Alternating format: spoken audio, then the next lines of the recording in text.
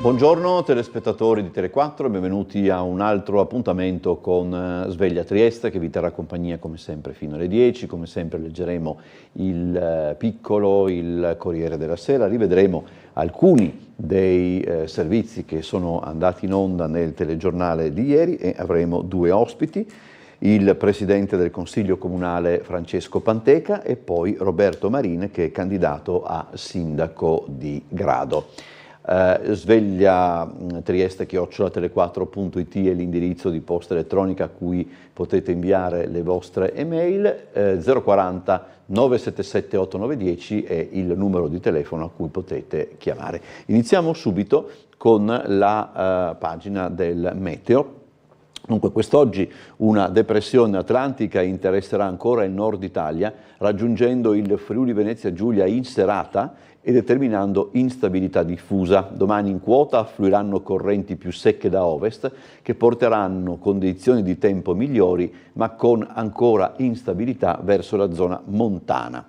Allora, vediamo il tempo per oggi. È previsto molto instabile, cielo da variabile lungo la costa a coperto sui monti. Piogge in genere intense e temporali che interesseranno il Friuli Venezia Giulia a più riprese, ma alternati anche a fasi di tempo migliore, specie su bassa pianura e costa. Sarà possibile anche qualche temporale forte con piogge localmente molto intense, più probabili sulle zone orientali, vento da sud moderato sulla costa. Per domani su pianura e costa cielo da poco nuvoloso a variabile, sulla zona montana cielo da nuvoloso a variabile e al pomeriggio saranno possibili rovesci sparsi o qualche isolato temporale. Per domenica la tendenza vede cielo in prevalenza poco nuvoloso su pianura e costa, variabile sulla zona montana dove nel pomeriggio saranno possibili brevi piogge o locali rovesci. Questa è la prima pagina del Piccolo. Sotto il titolo Matteotti, uomo libero, ucciso da squadristi fascisti, aeroporto di Venezia, i giudici bocciano la tassa di imbarco. Altro femminicidio, in Veneto, arrestato il fidanzato, non ricordo nulla, gettata dal cavalcavia dopo una lite. Il sì di Biden dall'uso delle armi, Mosca minaccia il nucleare. Ok del governo di Lubiana alla Palestina, Yansha protesta, treni veloci, questo è il titolo centrale della prima pagina del Piccolo, treni veloci, rebus su Trieste, il collegamento con Mestre, dubbi sull'ultima tratta da potenziare da Roma, 71 milioni per i binari. Intanto per quanto riguarda sempre le infrastrutture, in estate saranno completati 59 chilometri su 95 della terza corsia della 4. Allora, ancora Ovovia, iter viziato, i giudici fermano l'ok ambientale sull'Ovovia, coca e hashish nello zaino nascosto dai pusher e poi si parla anche di basket, Ruziera finale meritata, poi l'etica minima, la rubrica del professor Pieraldo Rovatti del venerdì, il difficile esercizio della pace.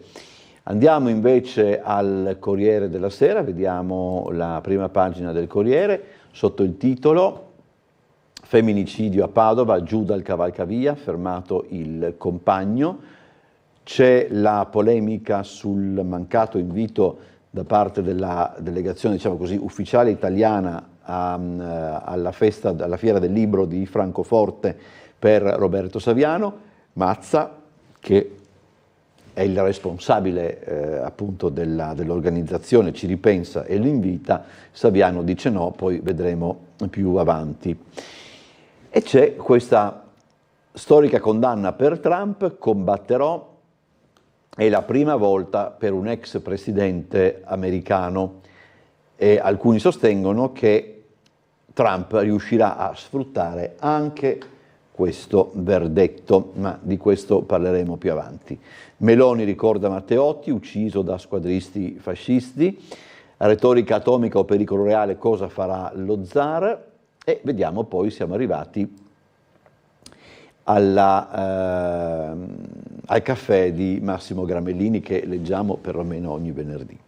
Che cosa ci facevano migliaia di veicoli sulla statale di Vipiteno ingorgati in direzione Austria, nonostante l'autostrada del Brennero risultasse completamente libera? Per qualche ragione misteriosa, il satellite di Google Maps aveva smesso di riconoscere un tratto della A22, suggerendo a tutti di svoltare. Inutile aggiungere che la app è stata coscienziosamente assecondata da camionisti e automobilisti, anche se i pannelli elettronici lungo l'autostrada li esortavano a proseguire. Sarei un ingenuo a scandalizzarmi. Già una decina di anni fa mi persi nella nebbia dopo essermi rifiutato di imboccare l'ultima uscita per Parma, nonostante dovessi recarmi proprio a Parma e un cartello grande come una casa mi esortasse a farlo, solo perché la voce robotica aveva ordinato di tirare dritto. Ogni lettore, temo, potrà portare una testimonianza personale di questa sudditanza nei confronti dei giganti della tecnologia, di cui subiamo il fascino al punto da perdonargli tutto, anche una certa parsimonia nel pagamento delle tasse. I medici passano ormai metà delle visite a convincere i pazienti che è più saggio seguire le loro ricette che quelle reperibili sui motori di ricerca, e non sempre ci riescono. Si tratta di una dittatura che rifiuta il dissenso e persino il dialogo. Non esistendo un numero di telefono di Google Maps, per segnalare il problema a un dirigente dell'autostrada del Brennero ha dovuto rivolgersi direttamente alla app. Chissà se gli hanno risposto, ma soprattutto chi. Allora, cominciamo dalla pagina, andiamo avanti con il piccolo.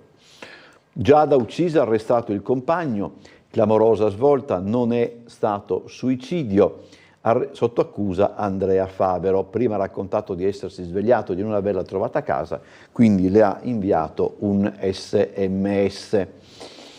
Allora, il piccolo fa anche il punto. Nella notte tra martedì e mercoledì, verso le 3:30 arrivano le prime chiamate al 113, segnalano il corpo di una donna in autostrada, i primi riscontri investigativi fanno propendere per un suicidio. È il compagno Andrea Favero a dire agli agenti che già da Zanola aveva tentato altre volte di togliersi la vita. I primi dubbi sui fatti arrivano a metà pomeriggio di mercoledì. La polizia acquisisce i filmati di 3 telecamere, in uno di questi, ripreso da una telecamera ai piedi del cavalcavia, si vede una macchina sopra al cavalcavia che scende e torna indietro. Sono le 3:30 e il traffico è inesistente. Andrea Favaro, che inizialmente ha raccontato di essersi svegliato e di non aver visto la compagna, è costretto a ritrattare per le contestazioni relative ai passaggi della sua auto. È uscito dalla villetta di Via Prati, ha inseguito la moglie per riportarla a casa, sono arrivati nel cavalcavia e dice di non ricordare più nulla, scatta il fermo. Io e lei su quel viadotto, poi il buio, non ricordo, sono tornato da mio figlio. La compagna era decisa a lasciarlo e lui temeva di non vedere più il bimbo. Secondo il PM Falcone, l'indagato avrebbe tentato una messa in scena. Allora, e qui siamo al discorso centrale, no? Per i treni altri 71 milioni, Mestre-Trieste da potenziare, il rebus dell'ultima tratta, da Roma i fondi per il nodo di Udine e la linea costiera. Il costo complessivo per gli interventi tocca il 1,5 miliardi, ma ad oggi i finanziamenti arrivano a 309 milioni. A Mirante, obiettivo aumentare la capacità, anche se arrivare a 200 km/h fino ad Aurisina sarebbe ideale. Pendolari, linee FVG vecchie, il rischio è tornare agli anni 80, il portavoce Palese, a fronte dell'acquisto e dell'impiego di nuovi mezzi, resta l'arretratezza della rete, chieste certezze sui prossimi cantieri. Peraltro, terza corsia, in estate, ok a 59 km su 95. Ricordiamoci poi che il weekend si annuncia, già che ci siamo, di bollino giallo, il Corpus Domini e i turisti in arrivo da Austria e Germania, i concerti di Vasco Rossi a Bibione e di ultimo a Trieste, in programma il 2 giugno, sono la premessa della previsione di traffico sostenuto nel fine settimana sulla rete autostradale gestita da Autostrade Alto Adriatico. Saranno giornate da bollino giallo, con possibili rallentamenti in uscita alla barriera dell'Isert sin dal pomeriggio di oggi. Il sound check del concerto di Vasco Rossi fa ipotizzare qualche coda già domani agli svincoli di Latisana e Portogruaro. Fu assassinato dagli squadristi, Meloni omaggia Matteotti in aula. Le celebrazioni a 100 anni dall'ultimo discorso del deputato, polemiche delle opposizioni per le assenze nel centrodestra. Allora, ricordiamo un po' la figura di Matteotti, come giustamente fa il piccolo con questa scheda. Giornalista, segretario e parlamentare del Partito Socialista Unitario. Il 30 maggio del 1924 prese la parola a Montecitorio per contestare i risultati delle elezioni, denunciando le violenze, le illegalità e gli abusi commessi dai fascisti per riuscire a vincerle. Il 16 agosto venne ritrovato il corpo. Matteotti fu rapito e assassinato da una squadra di fascisti capeggiata da Amerigo Dumini. Il 3 gennaio del 1925 Benito Mussolini si assunse pubblicamente la responsabilità politica, morale e storica del clima nel quale l'assassinio si era verificato. Nel giro di 2 anni fece seguito l'approvazione delle cosiddette leggi fascistissime e la decadenza dei deputati che avevano partecipato alla secessione dell'Aventino per protestare contro il delitto Matteotti. Le nipoti, ora dal governo, un segnale per il 10 giugno, che abbiamo ancora le immagini della cerimonia di ieri. Ecco, adesso te pareva, vediamo di recuperare. Era un po' che non mi succedeva di combinare, di fare un po' di confusione con i giornali, dovevo tornare a questa mia abitudine. Allora, Casson boccia Nordio, una pessima riforma, disobbedienza di civiltà contro queste norme. Andiamo al Corriere della Sera, vediamo come il Corriere, questo magari torniamo dopo perché volevo... Allora, andiamo su questo. Trump condannato per lo scandalo sessuale, è una vergogna, giudicato colpevole per tutti i 34 capi di imputazione, è la prima volta per un ex presidente. Allora, anche in questo caso ricostruiamo la vicenda. Trump è stato condannato ieri per aver pagato $130.000 alla pornostar Stormy Daniels, falsificando i registri delle spese elettorali. Il tycoon ha in corso anche un altro procedimento, cioè per aver nascosto documenti classificati nella sua residenza a Mar-a-Lago. Un terzo processo riguarda i fatti del 6 gennaio 2021, quando una folla di sostenitori di Trump diede l'assalto al Campidoglio. Per lui l'accusa è di cospirazione. L'ultima accusa riguarda invece il tentativo di falsificare il verdetto del voto presidenziale del 2020 nello stato della Georgia, falso e varie violazioni di legge. Allora, Donald sfrutterà il processo, questo verdetto non avrà effetti, dice Wolf, l'autore è un biografo di Trump, l'autore di Fuoco e Furia. Biden, dice sempre questo Wolf, è senza una strategia. Rischia il carcere Trump, cambierà la corsa alla Casa Bianca, l'impatto del giudizio e il futuro del candidato repubblicano. Allora, se sarà eletto non potrà graziare se stesso, il suo è un caso statale, non federale. Musk consulente presidenziale se Trump vincerà alle urne, questo è un'altra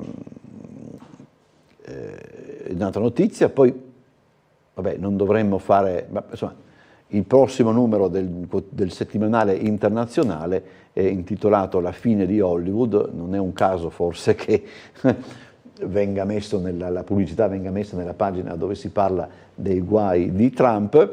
La finanza ha distrutto l'industria cinematografica, a farne le spese sono gli sceneggiatori e anche gli spettatori. Infatti è stato segnalato ieri il fatto che parecchi film statunitensi che venivano dati per campioni di incasso ai botteghini non stanno ottenendo il risultato sperato, e questo pone tutta una serie di problemi. Ne discuteremo durante Trieste in diretta di oggi con un ospite, perché parleremo di cinema. Andiamo ancora avanti con il Corriere della Sera. Io violentato in ospedale, poi si butta giù dal quarto piano, la vittima aveva 22 anni, la violenza su una barella, l'uomo è stato arrestato. Giada lanciata dal cavalcavia, voleva troncare la relazione, fermato il compagno, era con la vittima, poi è tornato a casa a dormire. C'è anche il ritratto della vittima, quell'amore per suo figlio e per le auto, una ragazza sempre felice. Ancora Corriere della Sera, eccolo qua. Allora, Matteotti, il ricordo di Meloni, ucciso da squadristi fascisti, la Presidente del Consiglio difese la libertà, parole apprezzate dalla nipote del leader socialista.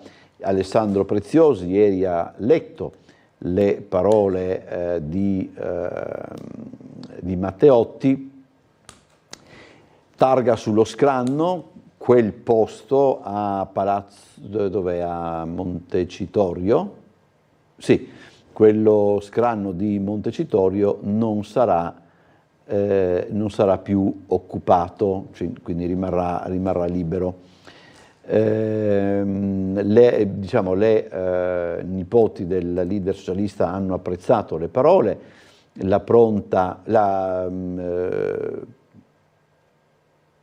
Meloni pronta a vedere la nipote del deputato, nulla di cui vergognarmi, non ho detto cose strane, nella nota della leader anche un avviso all'opposizione, no all'odio.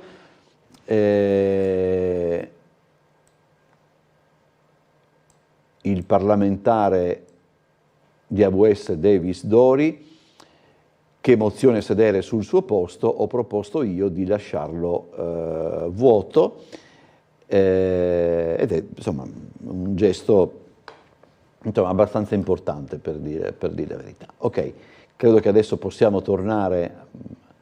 Riforme alte del governo ai vescovi. Il Vaticano non è una repubblica parlamentare, c'è una contrapposizione contro la CEI. Torniamo al piccolo, andiamo avanti. Tanto qua abbiamo la pubblicità, eccoci dunque Consiglio regionale. Promozione turistica in Friuli Venezia Giulia, nel 2023 spesi 11.300.000 euro, balzo in avanti nelle presenze rispetto al 2019, più 10,6%, boom delle città d'arte, l'opposizione in commissione, più confronto in aula. C'è anche questo critiche su Times Square, forse è ancora vediamo se riesco a trovarlo. L'operazione della pubblicità del Friuli Venezia Giulia, che è apparsa su Times Square. C'è stato il suggerimento di raccordare di più l'azione di promoturismo con quella dell'assessorato alle culture. E poi c'è la notizia, il neocommissario Torbianelli, priorità ai progetti del PNRR. Allora, vediamo le prime parole da commissario dell'autorità portuale di Trieste Monfalcone Vittorio Torbianelli. La nomina del già segretario generale è arrivata ufficialmente con la firma sul decreto da parte del ministro Salvini. Vediamo allora il servizio di Marco Stabile. No. Non c'è? Allora proseguiamo un attimo. Dunque, vediamo allora magari in regia, se riusciamo, andiamo con il collegamento con la sala operativa della Polizia Locale. Quando siete pronti me lo fate vedere. E intanto noi andiamo. È pronto adesso Desumo? Sì. Ok, allora possiamo mandare il servizio.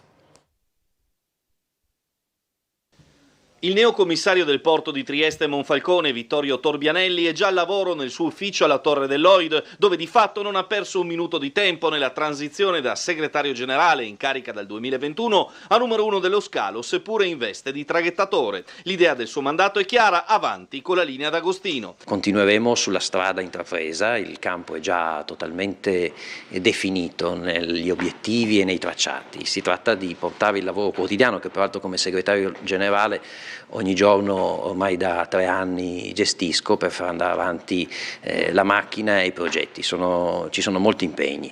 Evidente anche la priorità operativa del commissario, di cui si occupava già burocraticamente e a livello di pianificazione nel suo precedente incarico: i cantieri e le opere di sviluppo infrastrutturale collegate ai fondi del PNRR. 416 milioni e mezzo di euro, di cui la gran parte destinate a Trieste, Molo Settimo, Terminal Ungherese, stazione di Servola e zona Nughere, e 7 milioni per il porto di Monfalcone.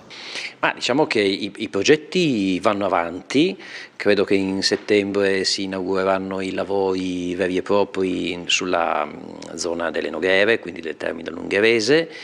Stiamo concludendo invece tutto il processo approvativo complessivo, quindi la conferenza dei servizi della stazione di Servola. Qui qualche piccolo ritardo c'è stato dovuto, diciamo, proprio ai momenti iniziali, ma sono piccoli e quindi abbiamo fiducia che questo progetto inizi a correre anche lui sul piano concreto, anche perché si collega all'estensione del Molo Ottavo, che è un altro grossissimo progetto che oggi il governo ha deciso in qualche modo di sostenere. A proposito di moli, i lavori al Molo Settimo prodromici, diciamo così, al raddoppio sono praticamente al via, che è, diciamo, uno dei cuori dello scalo nostrano.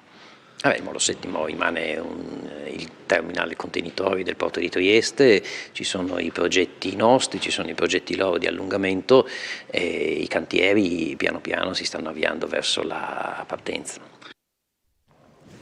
Allora, siamo collegati con la sala operativa della Polizia Locale, dove per noi c'è l'ispettore Lionello Schillani, che ringrazio e saluto. Intanto le chiedo, la notte com'è passata? Perché insomma ci sono state verso le 4-5 di mattina, insomma ha piovuto parecchio. Avete contezza di problemi particolari, oppure tutto sommato non c'è molto da dire da questo punto di vista? Allora, innanzitutto buongiorno a lei e a tutti i telespettatori. Per quanto riguarda il maltempo, questa notte non abbiamo avuto segnalazioni di particolari disagi.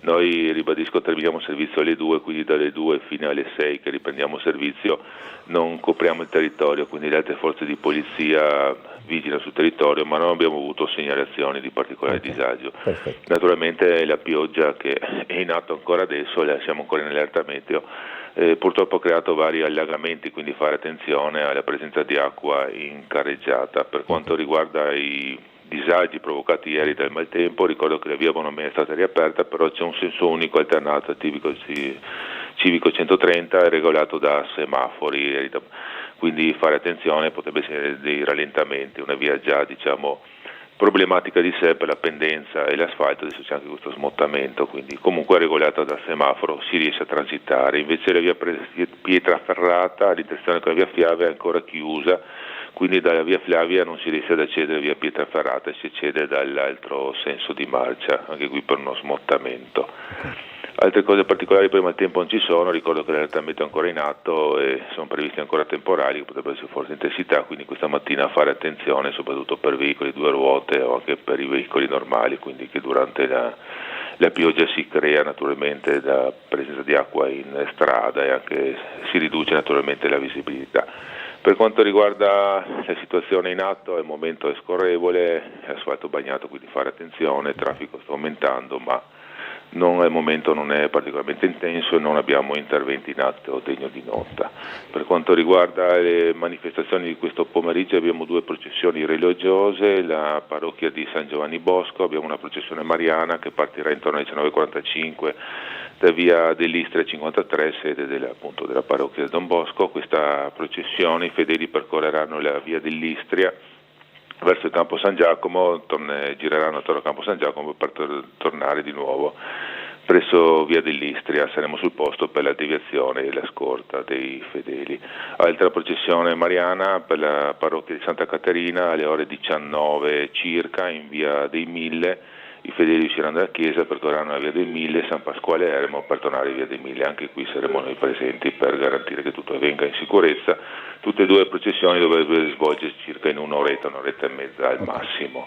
Per quanto riguarda invece i lavori, ho già ribadito quelli in atto, c'è la chiusura della via Romagna, via Moncolano e diciamo questi principali. Inoltre mi preme ricordare, lo ripeteremo appunto, che domenica per la presenza del concerto allo Stadio Rocco entreranno in vigore dalla mezzanotte di domenica sia dei divieti di sosta lungo il perimetro dello stadio, quindi via Valmaura, Palatucci, Flavia Miani, soprattutto nelle aree di parcheggio dove verranno riservate appunto la presenza poi l'arrivo del pubblico, quindi fare attenzione soprattutto ai camper che di solito stazionano lì in maniera permanente.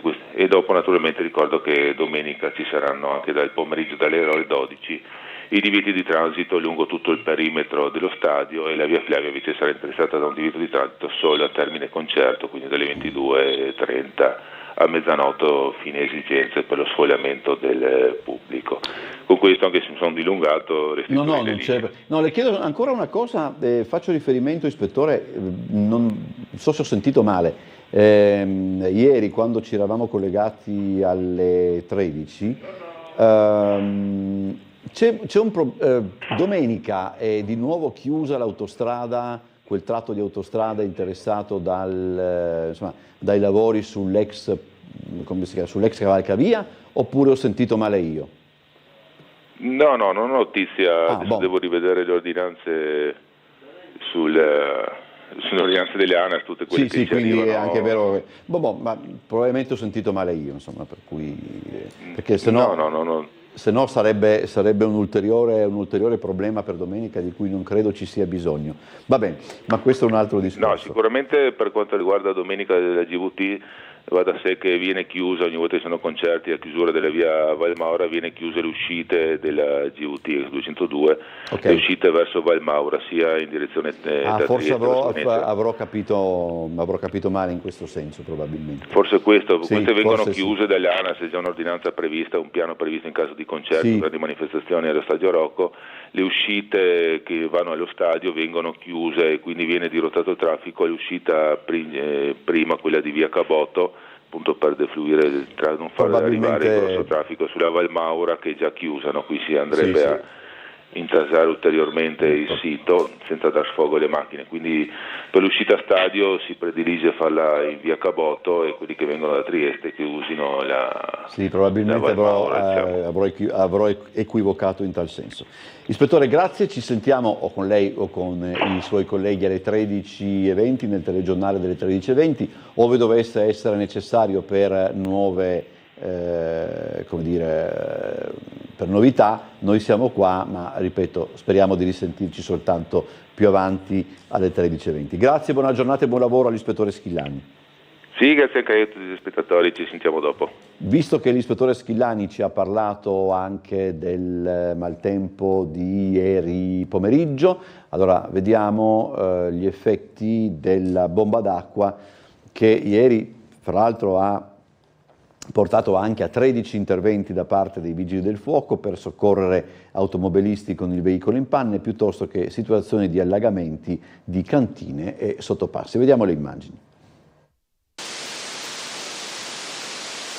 Tombini saltati in balia della pressione dell'acqua, auto in panne e cantine allagate. È l'effetto della bomba d'acqua che ha interessato nel primo pomeriggio Trieste. Tra le zone più colpite proprio il centro storico, da via Palestrina a Galleria Fenice, diventata letteralmente un fiume, da via Svevo nella zona dello Scalo Legnami e del deposito della Trieste Trasporti, tradizionalmente con problemi di drenaggio lungo la carreggiata, fino al sottopasso di viale Miramare, con il consueto lago in cui si rischia di veder spegnersi il motore dell'auto mentre ci si trova al volante. La perturbazione si è esaurita in circa mezz'ora a partire dalle 15:45, ma ha determinato il consueto superlavoro dei vigili del fuoco, coadiuvati in alcuni interventi specifici, cantine e sottopassi, anche dalle idrovore delle ditte specializzate. Il fenomeno ha posto l'accento ancora una volta sul ripetersi di precipitazioni intensissime in un breve lasso di tempo, creando anche disagi a diverse ditte edili che lavoravano sulle impalcature dei cantieri collegati ai bonus edilizi. Andiamo in pubblicità, poi torniamo ancora con la lettura del Piccolo del Corriere della Sera e la riproposizione di alcuni servizi. Dalle 8 sarà con noi il Presidente del Consiglio Comunale Francesco Panteca.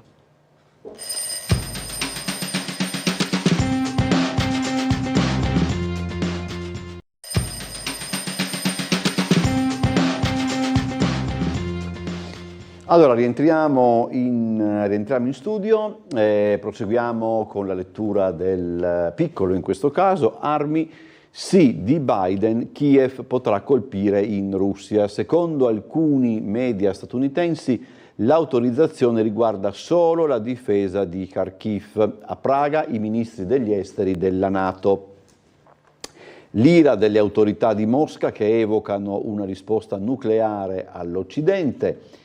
Sospetti in Europa, alert degli 007, ombre russe sui roghi dolosi. C'è una tabella che dà conto, insomma, dei paesi della NATO favorevoli al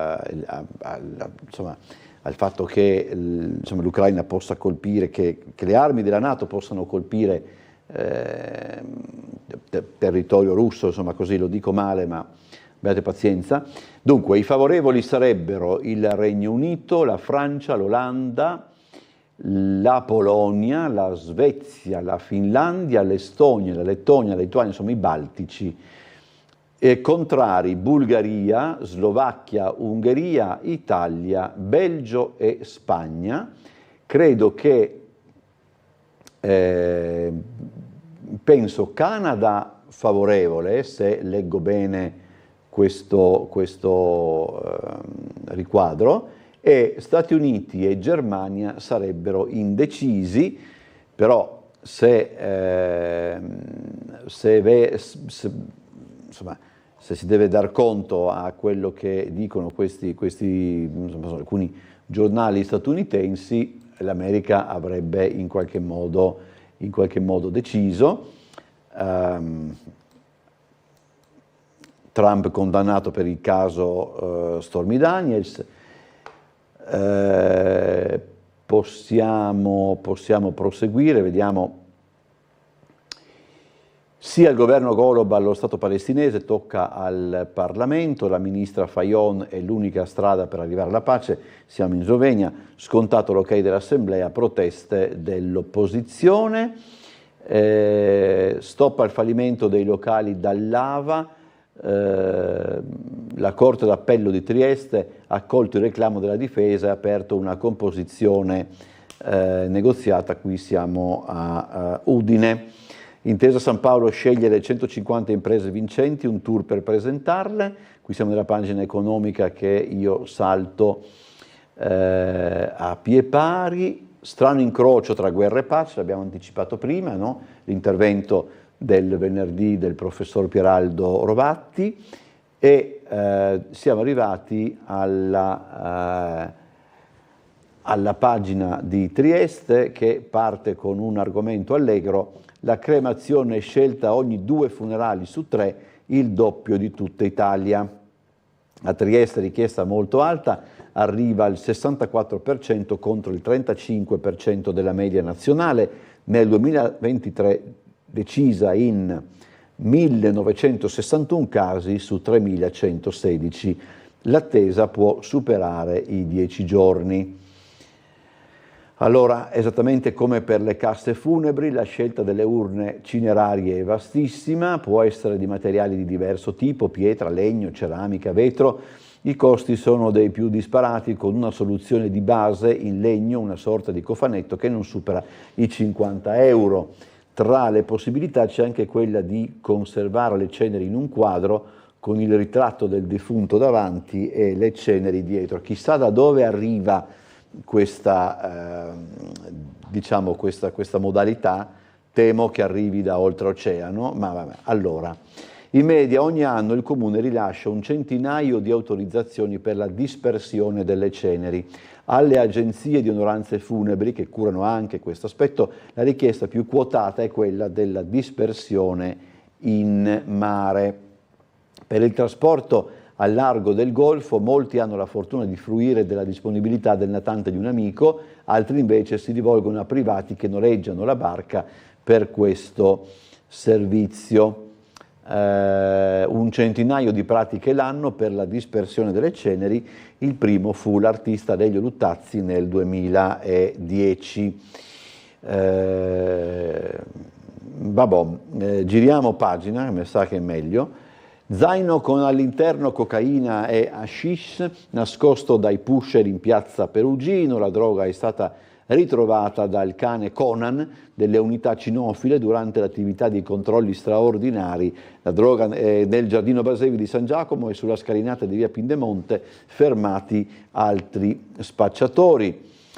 Lo psicanalista argentino Aldo Becce, sugli episodi che coinvolgono le bande di giovani stranieri, accoglienza e integrazione le uniche strade, adottiamo questi ragazzi per creare bravi cittadini. I minori usano la violenza per esprimere i loro traumi. Allora, vediamo se c'è qualche mail, non ancora, potete inviare le mail a svegliatrieste@tele4.it, il numero di telefono invece è 040 977 8910, potete farlo quando volete. Politica, siamo tornati al Corriere della Sera, scintille tra Tajani e Salvini sulle alleanze in Europa, il leader di Forza Italia lasci il gruppo di ID, la replica eviti inciuci con la sinistra. Per la festa del 2 giugno Baglioni canterà l'inno di Mameli, speriamo meglio di Albano. Chi è Ursula? Ursula von der Leyen, il rapporto da amica con Roma e l'alto là di socialisti e liberali, così Ursula è finita nella tenaglia, i rischi per la presidente uscente candidata della coalizione. Ursula, pensavo fosse Ursula Andres, che è un nome che forse a qualcuno con più di una certa età dirà qualche cosa. Allora, andiamo avanti. Serve un maxi scudo europeo per difendersi da Russia e Iran, noi al 5% siamo i più credibili, dice Calenda di Azione, che è intervistato dal Corriere della Sera. Israele, scontro nel governo su Gaza, scoperti 20 tunnel tra Rafah e l'Egitto, Gantz, mozione per sciogliere il Parlamento, in generale cala l'intensità delle battaglie. Tra l'altro, se si dovesse andare a elezioni anticipate, sentivo ieri, non è improbabile una nuova affermazione di Netanyahu. L'ambasciatore del Cairo a Roma, l'Italia e l'Europa intervengano, troppa tensione alla nostra frontiera, il diplomatico Radi, sul nostro soldato morto ci sarà un'indagine. Il senso innato di difesa, siamo in, questo è l'Europa, in Svezia ed Estonia. Sapete che il Corriere della Sera racconta i paesi dell'Unione Europea in vista del voto e devo dire la verità che è la vecchia lezione delle inchieste, no? Che si vedono sempre di meno. Allora, qui siamo in Svezia, neutrale e non allineato per oltre 200 anni, lo Stato nordico ha creato una forte industria bellica, ora è fra i principali esportatori di armi al mondo, entrando nell'alleanza aiuterà a proteggere le frontiere e magari anche a far cassa le sue aziende. La forza dei cittadini, qui siamo invece in Estonia, il piccolo paese baltico in prima linea si prepara alla possibile minaccia da est. Tutti sono tenuti a fare la propria parte, la loro tenacia arriva dalla consapevolezza e dalle alleanze, non siamo più soli. Ucciso il ladro, condanna a 5 anni, mi sono difeso ma non lo rifarei, il tabaccaio di Ivrea aveva sparato dal balcone, la richiesta del PM era di 12 anni. Allora, qui c'è un caso di un sospetto di scommesse, espulso dalla panchina, boom sospetto di scommesse, indagine della Federcalcio, Ternana Bari, sotto esame il rosso al pugliese Bellomo. Fognani sotto vigilanza, so io serena, la giornalista e i timori di ritorsioni dopo la pubblicazione del romanzo sulla malavita romana, da me solo verità. Spacciatori, camorristi e trafficanti di veleni, le lotte di Don Patriciello. C'è un libro che è uscito, Nozze gay a 30.000 metri, il nostro sì nello spazio, Alessandro e Alec, un gesto politico per tutte le coppie LGBTQ+. Sono un 25enne e un 33enne, l'immagine della navicella americana della Space Perspective, un gigantesco pallone grande quanto San Siro che salirà a 30.000 metri con l'idrogeno, in 6 ore visibile metà emisfero. Nel 2025 questa coppia di italiani sarà protagonista del primo matrimonio LGBTQ+ al mondo celebrato nello spazio. Al momento gli astronauti stanno testando la navicella americana della Space Perspective, una sorta di gigantesca mongolfiera grande quanto San Siro, a cui è collegata un'astronave pressurizzata che solo dal prossimo anno porterà le coppie a oltre 30.480 metri.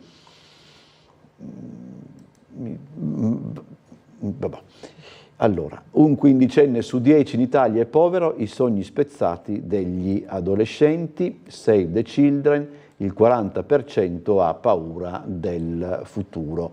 Però insomma pare che nel futuro ci si potrà sposare a 30.000, quindi io certe cose veramente, devo dire la verità, non riesco a capirle. Allora, la cotta per Carmelo Bene, questa chi è? Sonia Raule, conduttrice e produttrice TV, oggi imprenditrice e mamma di Tancredi e Carolina. La cotta per Carmelo Bene, le avance di Bob Geldorf, mio marito Franco Tatò riparò a una mia gaffe sulla Ferilli. Siamo arrivati alle pagine dei commenti e della cultura, torniamo al piccolo. Condannato a 5 anni per violenza sessuale, il commerciante iraniano aveva filmato gli abusi per ricattarla, la fuga da casa e l'aiuto trovato per strada da un tassista. I genitori scendono in piazza contro la palestra all'ex Pavane. Allora, ce ne siamo occupati anche noi ieri con un servizio. Possiamo farlo vedere, si tratta appunto di una protesta da parte dei genitori degli alunni di alcune scuole di San Giacomo. Vediamo, poi ne parliamo un attimo. La questione sollevata stamani da un gruppo di genitori di alunni della scuola Duca d'Aosta, dell'Istituto Comprensivo di San Giacomo e del Ricreatorio Pitteri può sfuggire a chi non abiti in quella zona della città o a chi non sia dentro le faccende che comporta la scelta della scuola per i propri figli e tutto ciò che ne consegue. Punto di partenza la contestata realizzazione di un polo sportivo in via Frausin, per procedere con la quale si è già battuta la struttura dell'ex Pavane, e la necessità di realizzare i nuovi parcheggi per la futura attività, così come previsto da una variante urbanistica. Questa variante urbanistica, la numero 15, prevede, così come è stata strutturata finora, di ricavare dei parcheggi proprio per l'impianto sportivo in costruzione in via Frausin, proprio sotto il Ricreatorio Pitteri, quindi facendo degli scavi e presumibilmente compromettendo il servizio, che è importantissimo per anni. I genitori chiedono agli abitanti della zona di far sentire la propria solidarietà, si appelleranno all'amministrazione comunale comunale per una riconsiderazione della variante e non escludono affatto di poter instaurare un dialogo con Palazzo Sipario, per il quale sembrano esserci degli spiragli, e ribadiscono infine un dato già emerso qualche settimana fa. Ma vorremmo che l'impianto fosse collocato in un luogo più idoneo, che il Comune facesse marcia indietro e lo collocasse non incastonato tra le case della piccola via Frausin, ma in un luogo più idoneo che magari consentirebbe di avere anche già dei parcheggi di pertinenza senza dover stravolgere il ricreatorio Pitteri e il cortile della scuola Duca d'Aosta. C'è poi un altro problema che nello specifico riguarda la scuola d'Aosta, ma che spiega perfettamente come, facendo a meno di un tassello esterno, l'impalcatura sociale che regge la vita di un istituto scolastico rischi di crollare. Già abbiamo avuto un grosso problema essendo spostati nella sede del Timeus e stando lì per 4 anni. Abbiamo lottato fortemente in stretto contatto con le insegnanti per riportare i genitori nella scuola di base, e il punto forte della nostra scuola è il stretto legame con il ricreatorio Pitteri, che offre proprio il servizio del doposcuola e del SIS per quelli del tempo normale, ma altrettanto anche per le famiglie a tempo pieno che usufruiscono di un paio d'ore tranquille. Allora, questo è appunto il problema che è stato segnalato, ed è un problema che insomma riguarda buona parte del mondo della scuola di San Giacomo, no? Se manca il contributo del ricreatorio Pitteri, rischia tutto quanto adesso non dico di collassare, ma certamente ci sono grossissimi problemi e probabilmente anche torneremo su questo nei prossimi giorni. Già che ci siamo, sì, direi, allora c'è una giornata di sciopero martedì 2 luglio, insomma, quindi c'è un po' di tempo, però da parte delle sigle sindacali WIL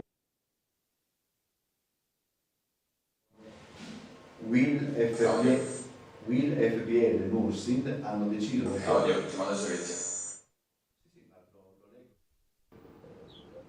Abbiamo proclamato lo sciopero di tutti i dipendenti dell'Istituto Burlo Garofalo di Trieste per il giorno 2 luglio 2024.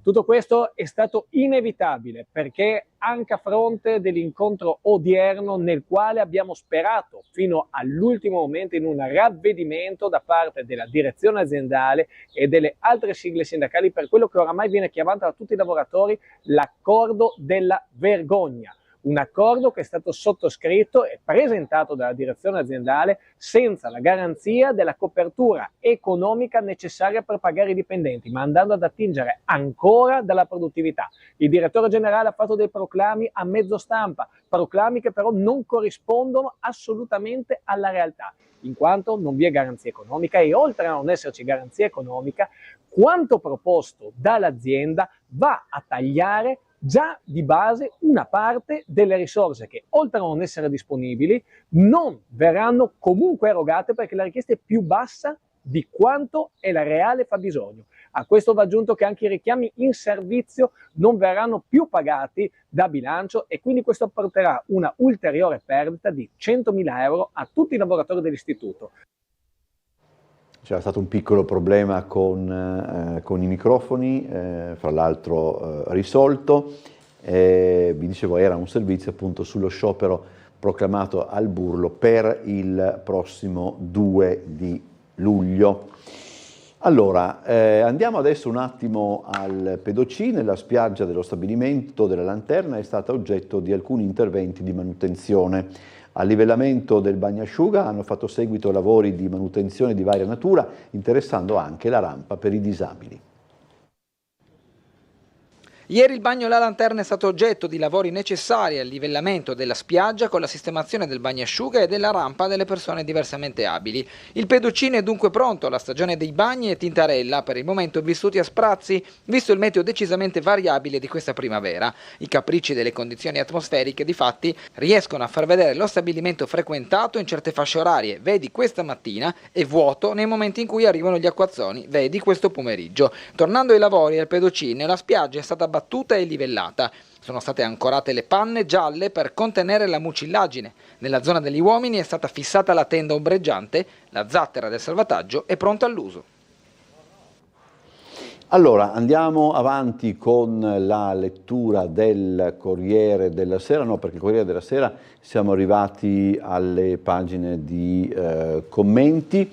Ne avevamo parlato credo un paio di giorni fa. Comunque musica e ambiente, centinaia attesi in tenda Prepotto, oltre alle strutture ricettive di Duino e Aurisina i partecipanti potranno accamparsi ma entro un raggio di 5 km e da 3 giorni del Rock Camp.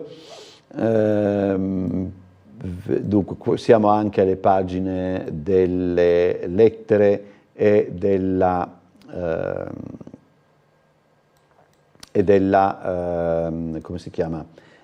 E dei commenti, e qui invece è la pagina della cultura. 5 riceveranno il premio Hemingway: Benjamin Labattu, Irina Sherbakova, Vittorino Andreoli, Francesco Finotto e Lorenzo Schettini sono appunto gli ospiti a Lignano dal 27 al 29 giugno. Niente, qui siamo a... Oggi è una cosa molto bella, ve la segnaliamo a chi avesse voglia. Alle ore 18 all'Antico Caffè San Marco Evelina Nazzari presenta il libro Memorie e Brandelli, dialogherà con Sara Del Sal. Evelina Nazzari si racconta e racconta le sue origini traendo spunto da un momento reale della sua esistenza. Evelina Nazzari è la moglie di, è la figlia di Amedeo Nazzari. Amedeo Nazzari è un attore che dice molto ad una generazione di spettatori che ormai magari viaggia abbondantemente verso i 90 anni, però è stato soprattutto una persona buona, e in un'intervista Marcello Mastroianni ebbe a dire: nel mondo del cinema non troverete nessuno che parlerà male di Amedeo Nazzari, ed è bello insomma che la figlia probabilmente non credo che parlerà del padre, perché parlerà probabilmente anche d'altro, però insomma è bello ricordare anche la figura di Amedeo Nazzari, che è stata un po' dimenticata, ma questo è un discorso che per quanto riguarda il nostro paese vale per il cinema, per la letteratura, per la pittura, un po' per tutto. Pagina di... eccola qua, no, su questa torniamo. Mazza ci ripensa e chiama Saviano, lui rifiuta, accetto l'invito tedesco. Un'altra giornata di polemiche sulle presenze degli scrittori alla Fiera del Libro di Francoforte. Allora, l'autore di Gomorra fuorviante, tirare in ballo l'editore, Mazza che mi ha escluso.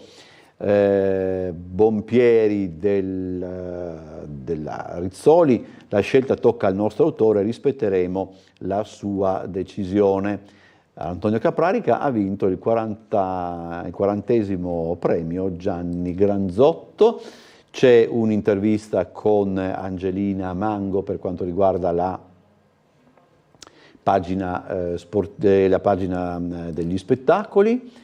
Poi sta arrivando il nuovo prequel di Star Wars, si chiama The Acolyte, la seguace, le indagini della protagonista nell'era Jedi. Amanda Stenberg è la protagonista, la regista si chiama Leslie Headland, ed è appunto questo un nuovo prequel di Star Wars che credo si potrà vedere, non ho capito se è un film, no, si potrà vedere appunto su Disney Plus il 5 giugno prossimo con lo streaming delle prime 2 puntate. La critica americana è entusiasta e insomma, ce ne faremo una ragione. Cambiamo argomento. La Fondazione CR Trieste ha stanziato 550.000 euro per i bandi di contrasto alla povertà e al disagio. Le domande dovranno arrivare entro il 31 luglio. Sono 2 i bandi promossi dalla Fondazione CR Trieste per contrastare la povertà e la fragilità sociale del territorio per complessivi 550.000 euro. Il bando di contrasto alla povertà, che andrà a favorire interventi e misure in linea con gli obiettivi per lo sviluppo sostenibile dell'Agenda 2030, è destinato ad enti del terzo settore e ad aziende pubbliche di servizi alla persona che operino nel territorio della provincia di Trieste. Potrà contare su uno stanziamento di 300.000 euro. A tali realtà si rivolge anche il bando di contrasto alla fragilità sociale e al disagio giovanile, con 250.000 euro a disposizione, oltre alla realizzazione di interventi e misure di contrasto alle fragilità sociali e al disagio giovanile, di tutela dell'infanzia, di cura e assistenza agli anziani e ai disabili e di inclusione socio-lavorativa e integrazione degli immigrati. Anche in questo caso si parte dall'Agenda 2030. Gli interventi per realizzare i quali si intende partecipare ai bandi dovranno essere avviati successivamente alla comunicazione degli esiti del bando, prevista indicativamente a settembre, e concludersi entro il 31 dicembre del 2025. Gli interessati potranno candidare ad una sola richiesta per ciascuna tipologia di bando. La domanda deve essere redatta sull'apposito modello reperibile al sito www.fondazionecrtrieste.it nella sezione bandi, corredata di tutti i documenti richiesti, firmata dal legale rappresentante del soggetto proponente, presentata a mano, a mezzo posta ordinaria o via posta elettronica certificata all'indirizzo info@cert.fondazionecrtrieste.it entro le ore 12 di mercoledì 31 luglio 2024. L'esito della selezione sarà comunicato tramite il sito web della Fondazione stessa e in forma scritta a ciascuno dei richiedenti. Andiamo in pubblicità, poi torniamo, sarà con noi Francesco Panteca, Presidente del Consiglio Comunale.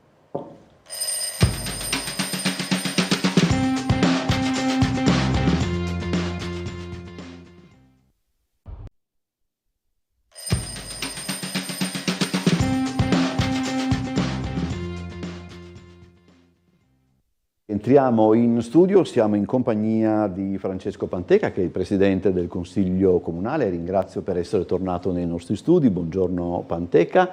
C'è subito una domanda che le pone tramite noi Claudio Visentin. Dice: ritengo che la buona politica abbia agito bene nominando Vittorio Torbianelli, braccio destro di Zeno D'Agostino, come commissario dell'autorità portuale. Visentin augura buon lavoro a Torbianelli e auspico che si possano sfruttare tutte le potenzialità di quello straordinario strumento di promozione industriale qual è il regime di extradoganalità dei punti franchi del porto di Trieste. È una soluzione, diciamo così, in casa, mettiamo quella di Torbianelli, però insomma è in continuità con l'operato di Zeno D'Agostino. Intanto buongiorno a tutti i triestini.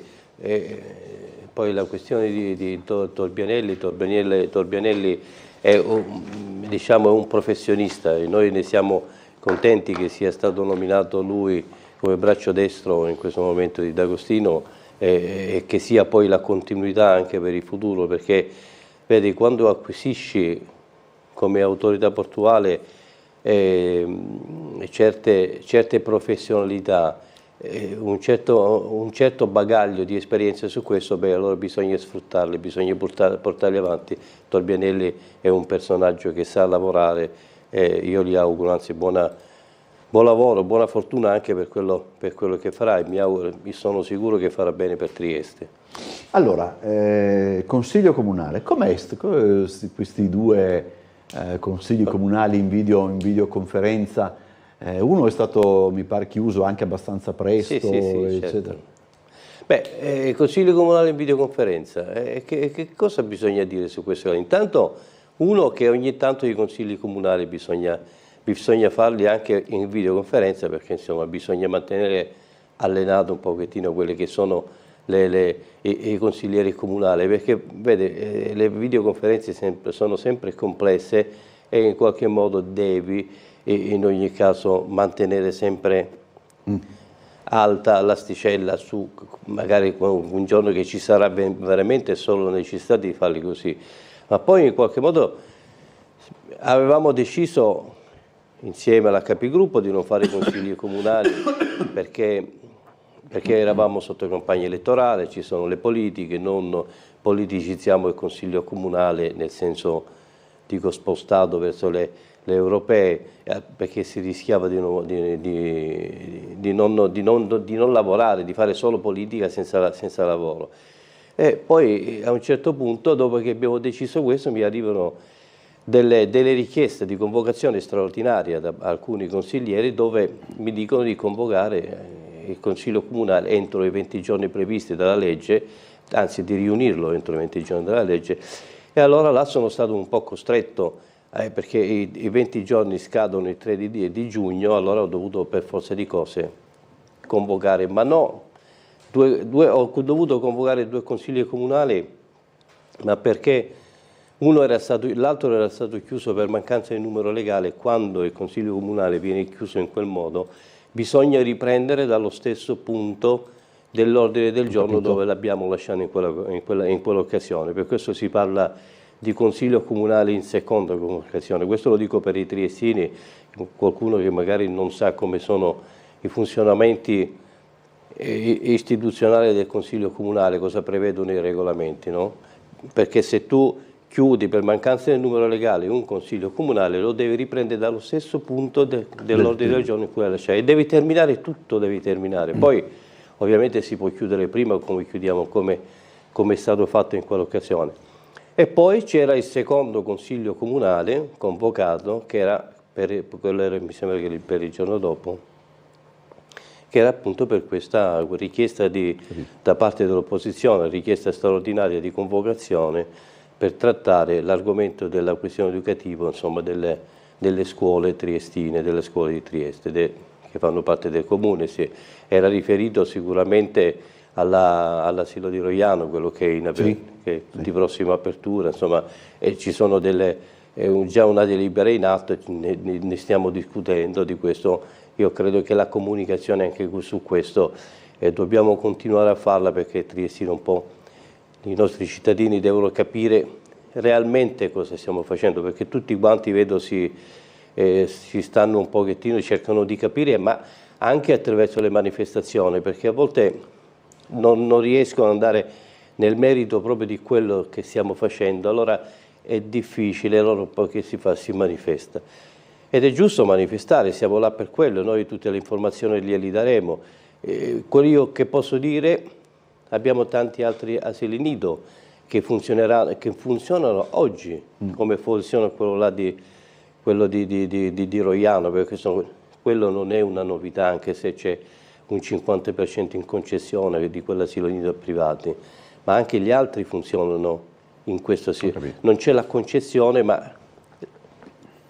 Poi, proprio su Roiano c'è una mail che è arrivata in questo momento e sposta un pochettino l'attenzione, dice: quando aprirà il parcheggio, che cosa ne impedisce l'apertura almeno nella parte riservata ai posteggi?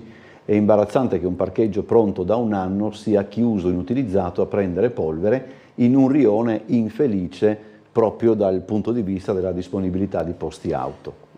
Vede, il discorso risale un po' a monte su questo. Quando ci sono degli appalti e devono essere conclusi, difficilmente riesce a aprire una parte dell'appalto che magari è stato ultimato e un'altra parte no.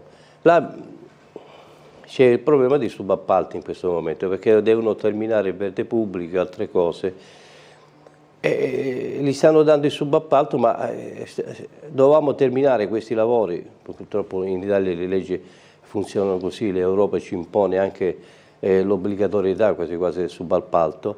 Allora dovevamo iniziare dicevo, in febbraio questi lavori, oggi non sono ancora iniziati, o meglio stiamo per iniziare e siamo ancora fermi, e questo è il discorso. Non dipende dalla politica comunale, non dipende dai tecnici comunali, ma dipende da chi abbiamo dato l'appalto e che ancora oggi non riesce a partire, non riesce a ultimare questo. E allora finché questo non viene ultimato non possiamo aprire i parcheggi, non possiamo fare altre cose. C'è questo problema di burocrazia che però io non riesco a capire se se chi delibera in tal senso non ha contezza no, ma di non è la queste questione, cose, non è la questione, certe cose sono anche previste, però la legge li permette, almeno le normative fatte in Europa, li permette di andare a fare il subappalto. E attraverso poi il subappalto poi fa questi movimenti illeciti, che nessuno può dire sì, non è, certo, e perdiamo tempo. E il discorso è questo, poi magari applicheremo delle penali perché i lavori non sono stati consegnati nel periodo previsto, però solo questo, l'unica arma che abbiamo poi è questa alla fine. No? Poi immagino anche quanto sia frustrante per chi passa da quelle parti, vede che la struttura c'è ed è pronta. Ma io guarda, posso assicurare ai cittadini di Rogliano che è come frustrante per loro, ancora di più per noi, perché poi noi non riusciamo nemmeno, a volte non riesci nemmeno a dare una risposta credibile, no? Perché diciamo sempre le stesse cose, poi alla fine non sei più credibile su quello che dici, questo è il problema. C'è quell'altro, poi rimaniamo in tema scuole, parcheggi, eccetera. Ieri c'è stata una conferenza stampa per quanto concerne invece la questione di San Giacomo, no? Con diciamo l'ex Pavan, diciamo l'ex Pavan, insomma via Frausini, tutto ruota attorno all'ex Pavan. E ieri c'è stata una conferenza stampa di un gruppo di genitori delle scuole che gravitano attorno al Duchi d'Aosta, eccetera, e lì è venuto fuori anche un altro dato, se vogliamo, vale a dire il fatto che ci sono delle realtà dove se per una ragione o per l'altra viene a essere messo in discussione una struttura, poi a valanga le problematiche si abbattono anche su altre strutture. Lì la questione, mi rendo anche conto, questo è molto particolare, molto perché è anche vero che l'edificio dell'ex Pavan era peggio che un rudere. Qui, no, ma Trieste è questa comunque in questo momento, ci sono queste strutture che sono impraticabili, che è difficile anche mettere tutti quanti a norma, poi magari si viene alla decisione, come è avvenuto con l'ex Pavan, di abbatterla.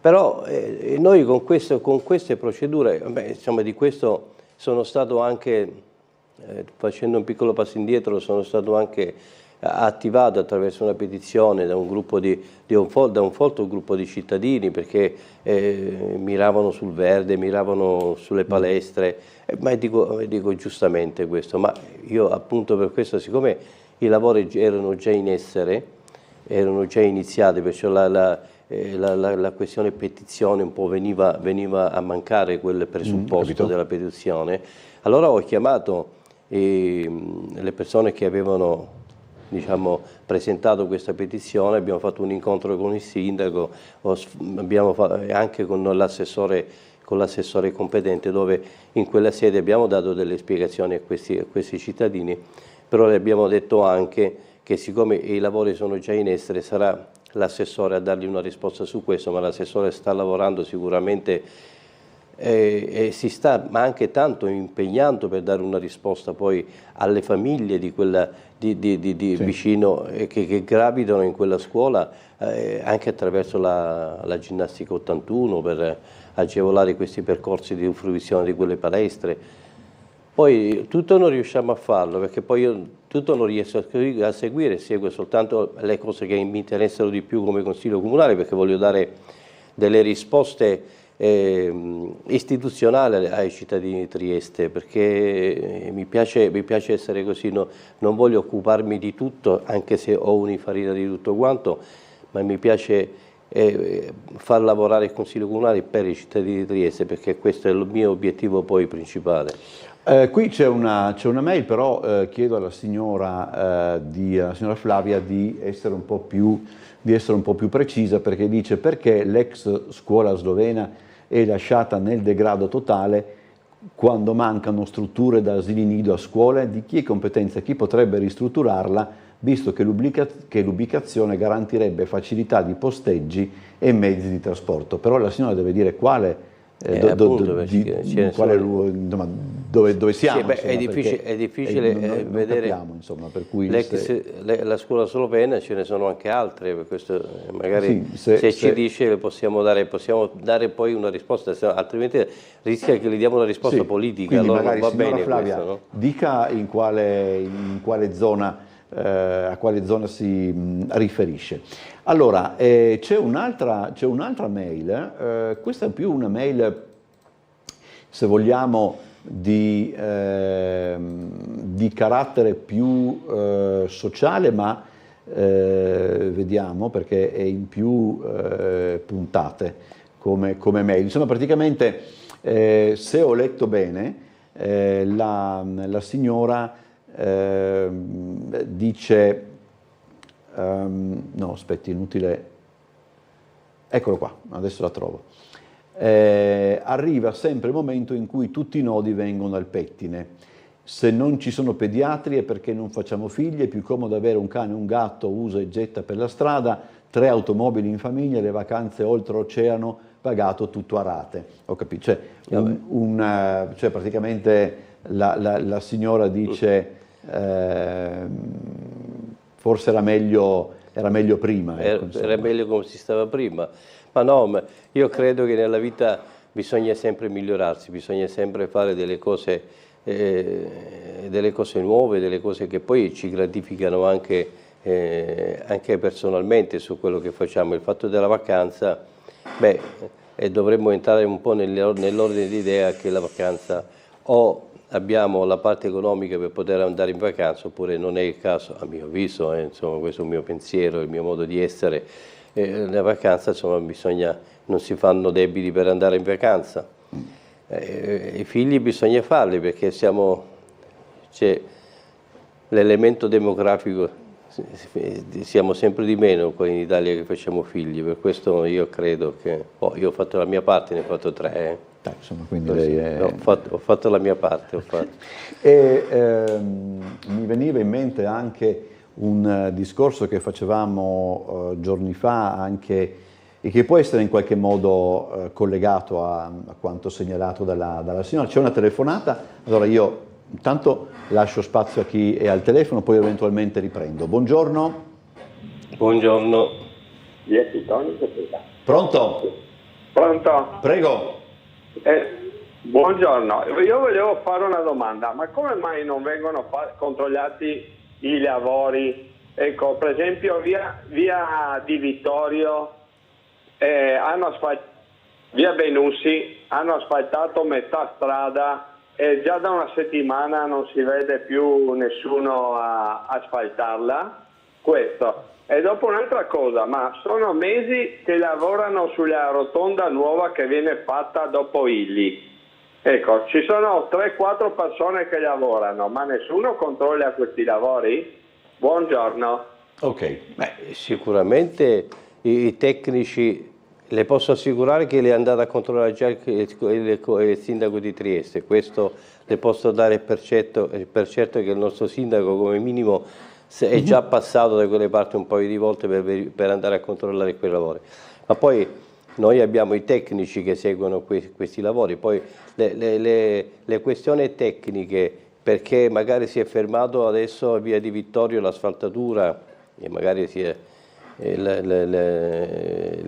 il bando arriva fino a un certo punto, questo non glielo so dire, perché ovviamente non è di mia competenza, sono poi i tecnici che conoscono bene nei dettagli questo, ma comunque su questa cosa vi informerò, eventualmente poi vi darò una risposta del perché sono fermi, ci sarà sicuramente un motivo tecnico perché si sono fermati.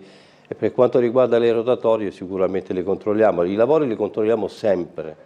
Il lavoro a cui si riferisce la rotatoria è quella più in basso, sì, no? Sì, quella in basso, non quella là, diciamo, quella di via Flavia, insomma, no, quella ormai è fatta, quella penso quella prima, sì. più in genere, un lavoro anche molto grosso.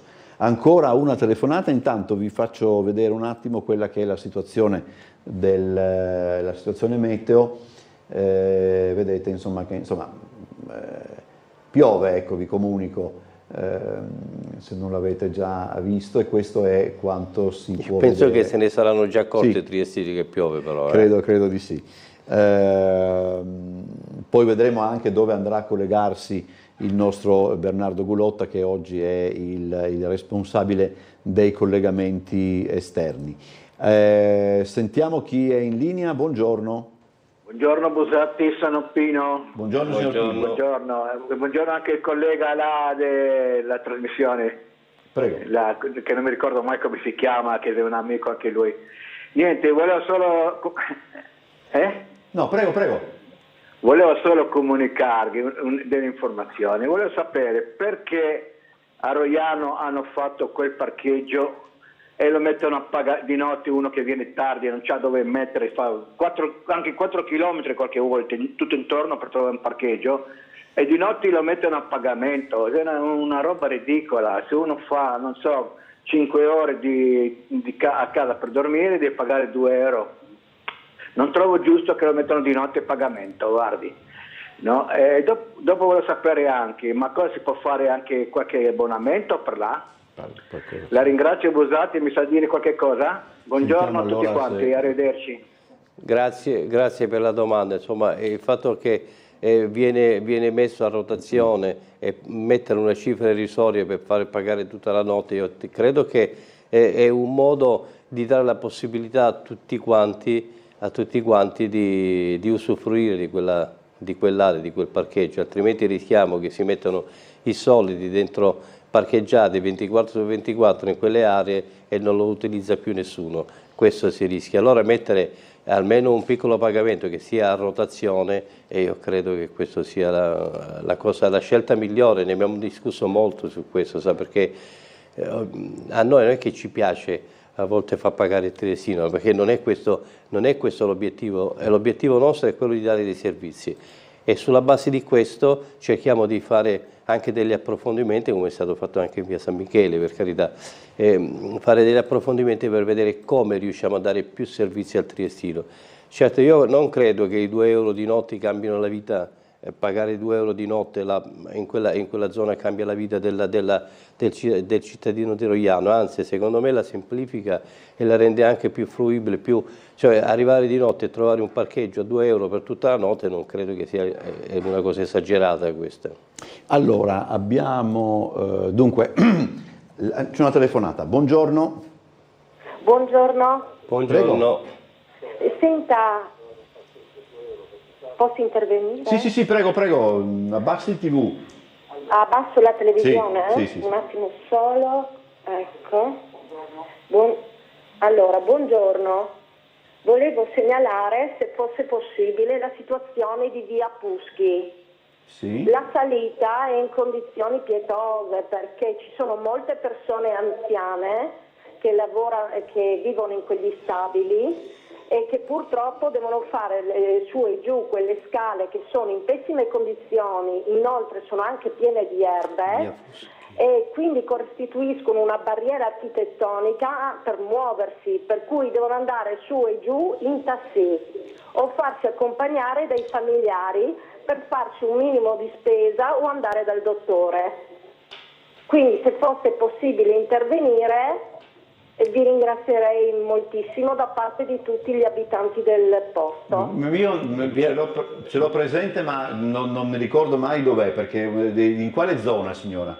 Sarebbe dietro il nuovo stadio. Ah, dietro il nuovo stadio, sì, perfetto. C'è una salita molto molto ripida, che è appunto via Puschi. Sì.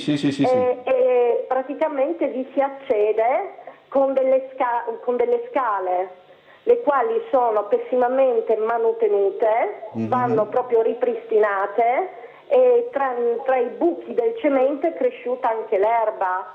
Per cui tutte le persone anziane che abitano in quei condomini, e sono parecchi, si trovano costrette a bypassare questa barriera architettonica prendendo il taxi o facendosi accompagnare dai familiari. Perfetto. Adesso ho visto che Panteca prende nota, per cui... Sì, mi sono preso nota, perché altrimenti poi non riesci a ricordarti tutto, no? Comunque questa è una di quelle segnalazioni dove bisogna prendere subito nota, perché se l'asfalto è disastrato, insomma le scale, quello che diceva la signora, sono messe in pessime condizioni, allora adesso io segnalerò questa cosa all'assessore competente, vediamo come riusciamo ad intervenire e se si può intervenire all'immediato. Questo non glielo so dire, ma comunque che segnalo questa cosa sicuramente. Allora, tanto per parlare di burocrazia ed altro, abbiamo novità sul tram di Opicina? Sul tram di Opicina, a volte mi sembra di dire sempre, di ripetere sempre le stesse cose e poi alla fine, come dicevo prima, non risulti più credibile, no? Perché dice sempre quello, dice beh, allora qualcosa di non vero mi stanno dicendo, o mi sta dicendo il Presidente, ma io quello che posso dire ai triestini è che sicuramente c'è il massimo impegno dell'amministrazione. Sono passati tanti anni, lo so, ma la burocrazia, alcuni errori, perché errori secondo me ci sono anche stati, il Ministero attraverso prima l'ANSPIS di Venezia ed altri, addirittura io dico sempre, ma parlavo anche ieri sera, eravamo col sindaco, eravamo con un gruppo di giovani, avevamo circa un centinaio di giovani insieme che discutevamo su questo. E dice, cosa posso fare? Più di porre in atto, di mettere i soldi a disposizione, di fare tutto quello che sto facendo, di prendermi una denuncia, poi fortunatamente sono stato anche prosciolto da questo, non sono stato condannato, ecco.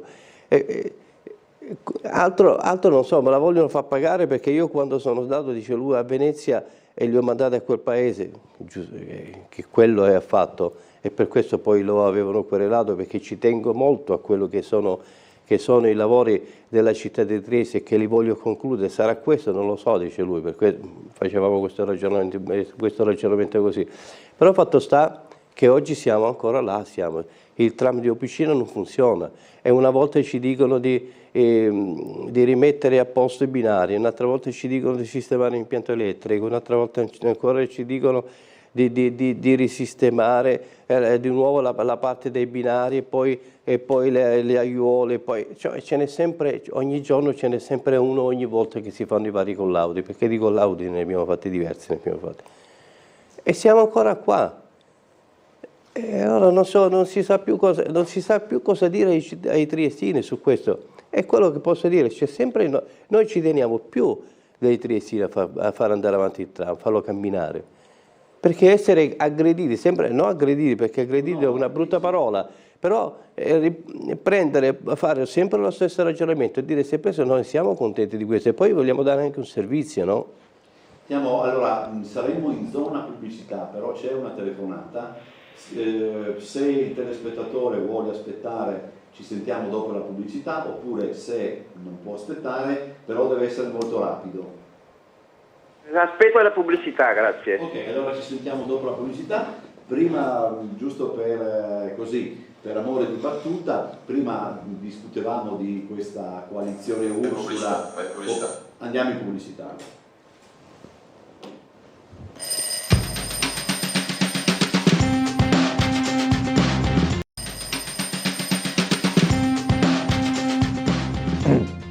Allora, dicevo prima che rapidamente il Carlo Grilli, che ci segue quotidianamente, prima c'era la questione Ursula e ha mandato un'immagine, questa qua che adesso dalla regia vi fanno vedere, dice per noi Ursula è solo questa, vale a dire Ursula Andress in 007 licenza di uccidere. Allora, abbiamo una telefonata in linea che ci sta aspettando. Buongiorno. Sì, buongiorno a voi, grazie al suo ospite. Buongiorno. Io ho ascoltato con attenzione l'intervento del Presidente del Consiglio, però ma mai è possibile che ormai questa giunta qua si è abituato sempre a parlare del futuro e sul faremo, sarà, provvederemo, però alla fine vediamo che tutte le cose vanno a rilento e soprattutto quando ci sono questi appalti, io dico, sono due le cose, o sono incompetenti i dirigenti che fanno i concorsi per dare l'appalto, o c'è qualcosa che non funziona, perché se noi guardiamo dall'evento di Piazza Trieste, da 20 anni passa per sé, sono andati via più di 25.000 giovani. Abbiamo chiuso tutte le grandi industrie che avevano a Trieste. Il commercio ha chiuso il 60% di negozi. Non c'è più possibilità, la gente va via. Quando Ili ha mollato i 10 anni che aveva fatto, Trieste come provincia aveva 270.000 abitanti.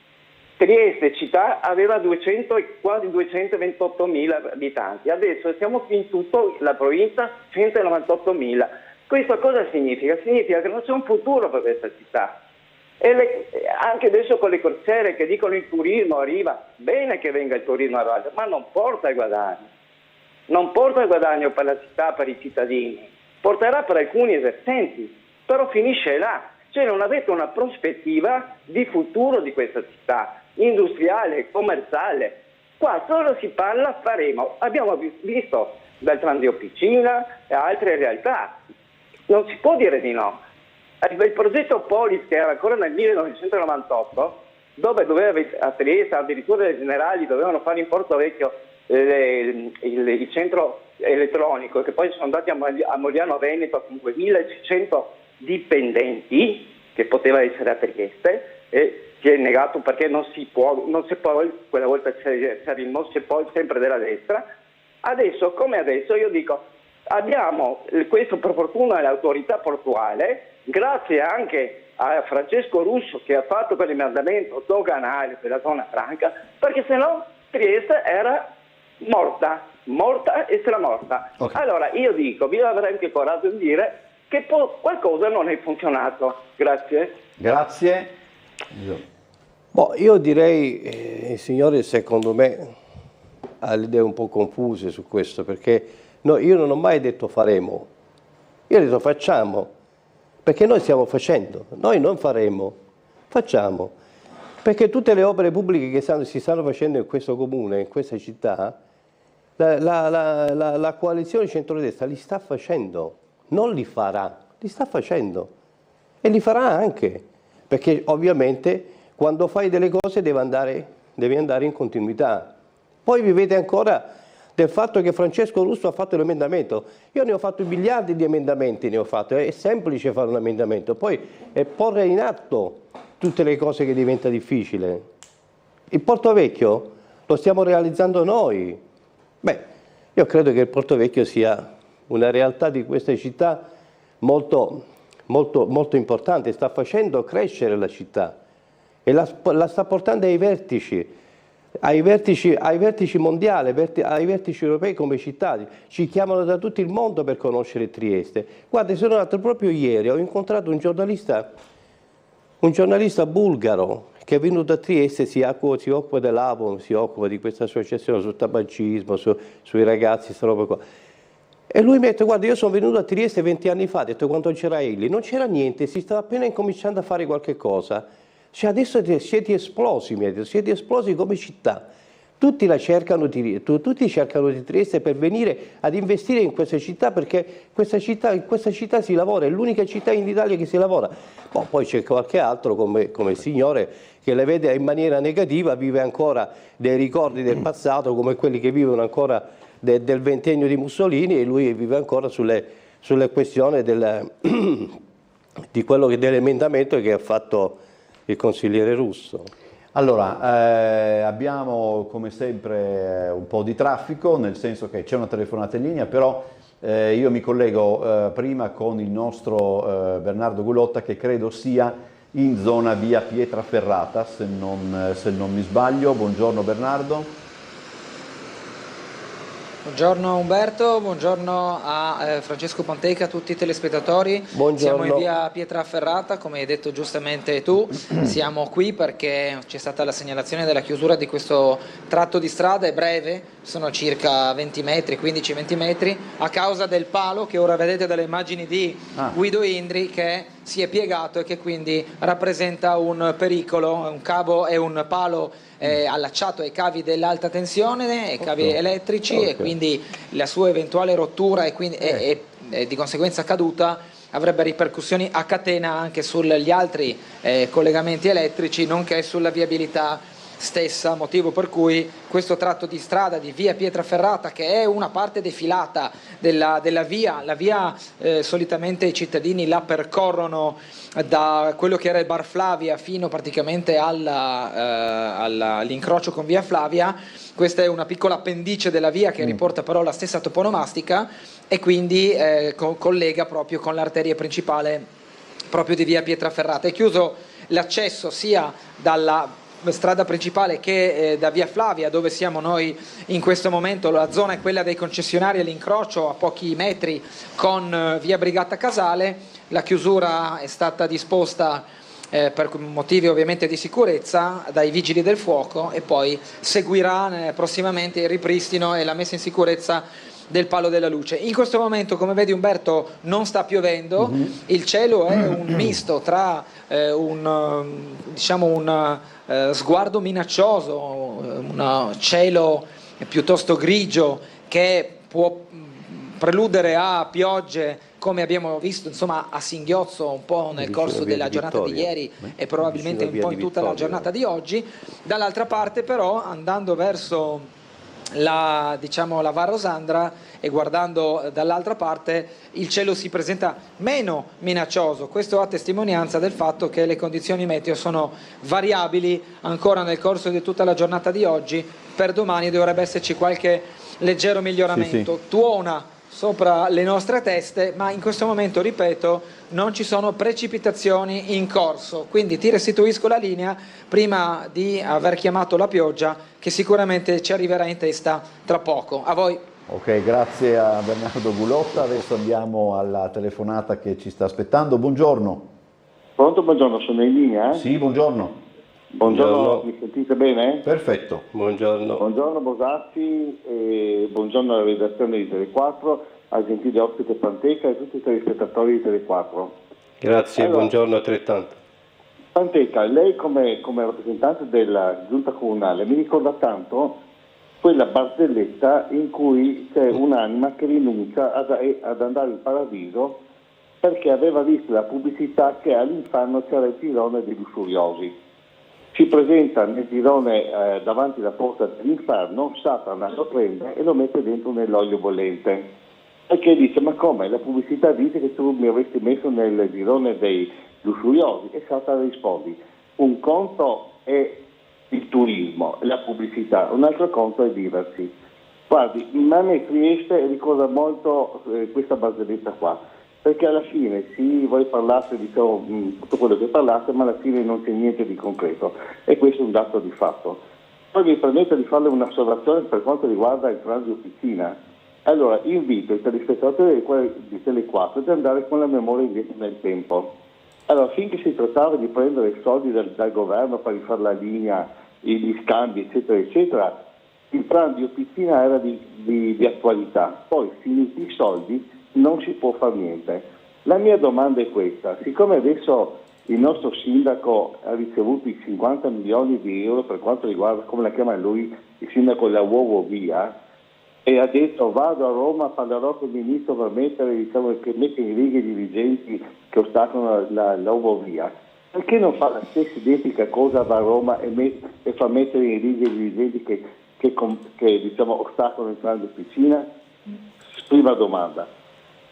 Seconda domanda, allora, se noi andiamo su per via Molino Vento, all'altezza della scuola, lì è stato invertito il senso della precedenza, no? Perché era giustificato sul fatto dei lavori della galleria. Ora i lavori della galleria sono finiti e i disagi sono rimasti. Si può fare qualcosa? Grazie, buongiorno. Ok.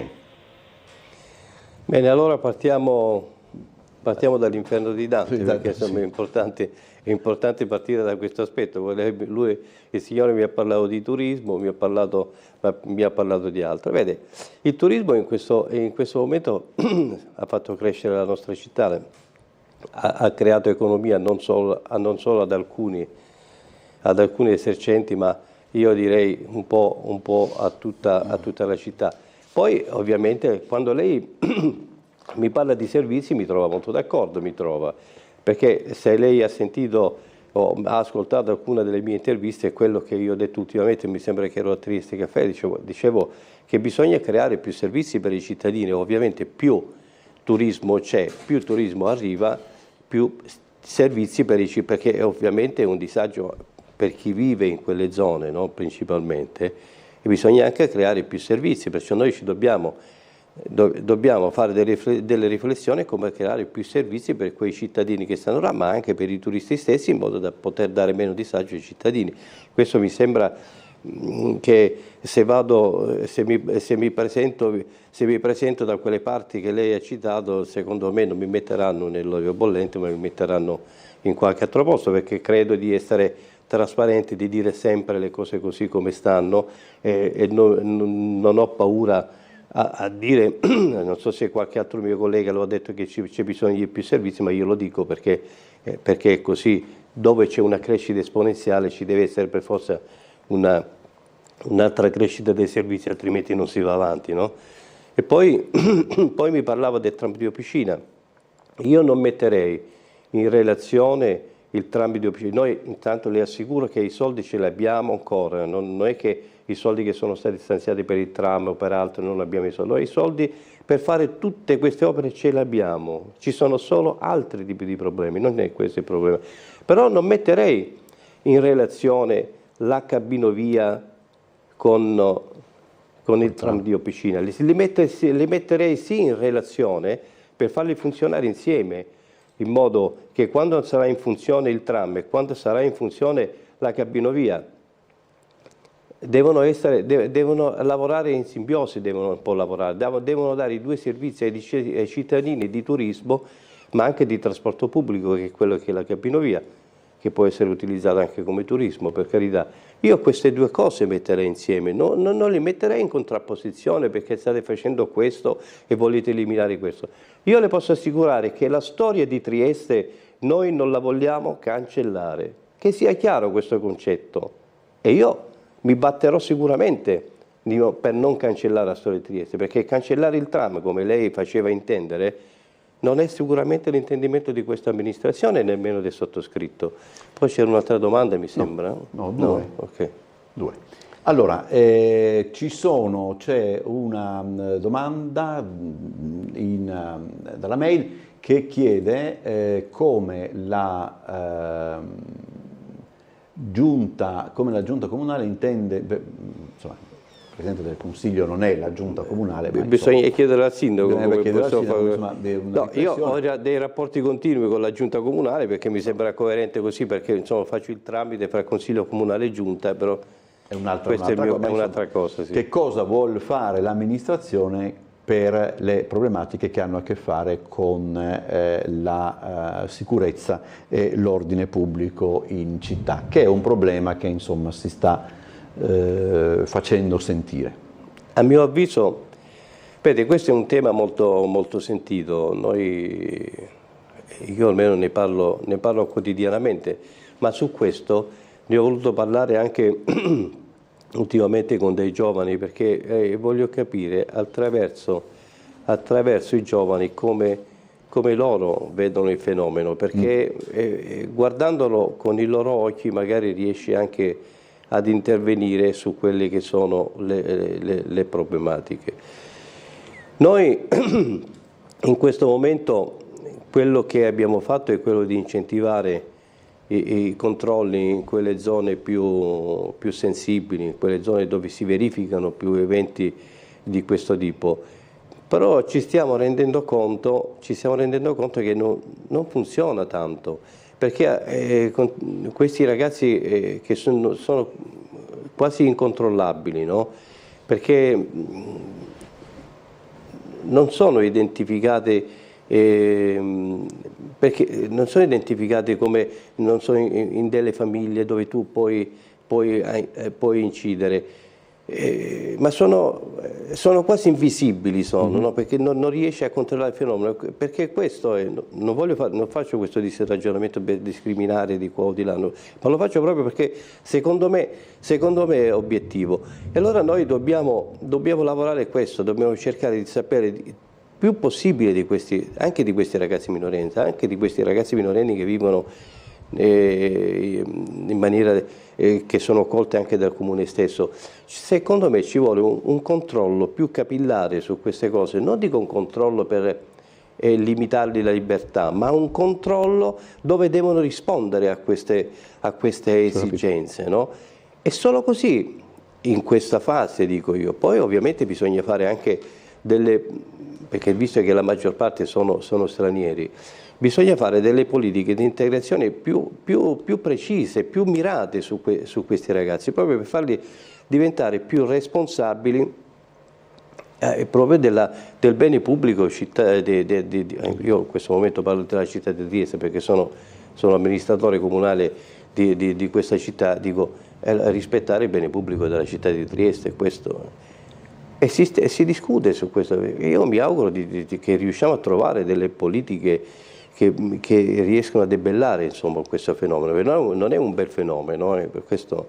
I ragazzi però non mi hanno dato delle risposte congrue, tranne delle esigenze loro particolari, insomma, quelle, non so, mi dicevano, noi siamo dei ragazzi dai 14 ai 18 anni, e in questo momento dicevano non abbiamo un punto, noi quando usciamo, dice, non usciamo da casa per andare in qualche posto, dice, noi non riusciamo a trovare altri posti che dove andare a bere. Dico vabbè, ma ci sono anche tanti altri posti dove non si beve, però i ragazzi puntavano molto su questo. Infatti su questa cosa mi ha molto colpito questo e sto facendo delle riflessioni per capire quali sono come l'amministrazione può intervenire. Certo, è difficile intervenire nell'immediato, se devi creare delle strutture, delle cose, è difficile intervenire nell'immediato, però insomma cominciare a ragionare su questo, secondo me, sugli avvisagli, su queste indicazioni che i ragazzi ti danno non è male. Siamo alla telefonata in linea, buongiorno.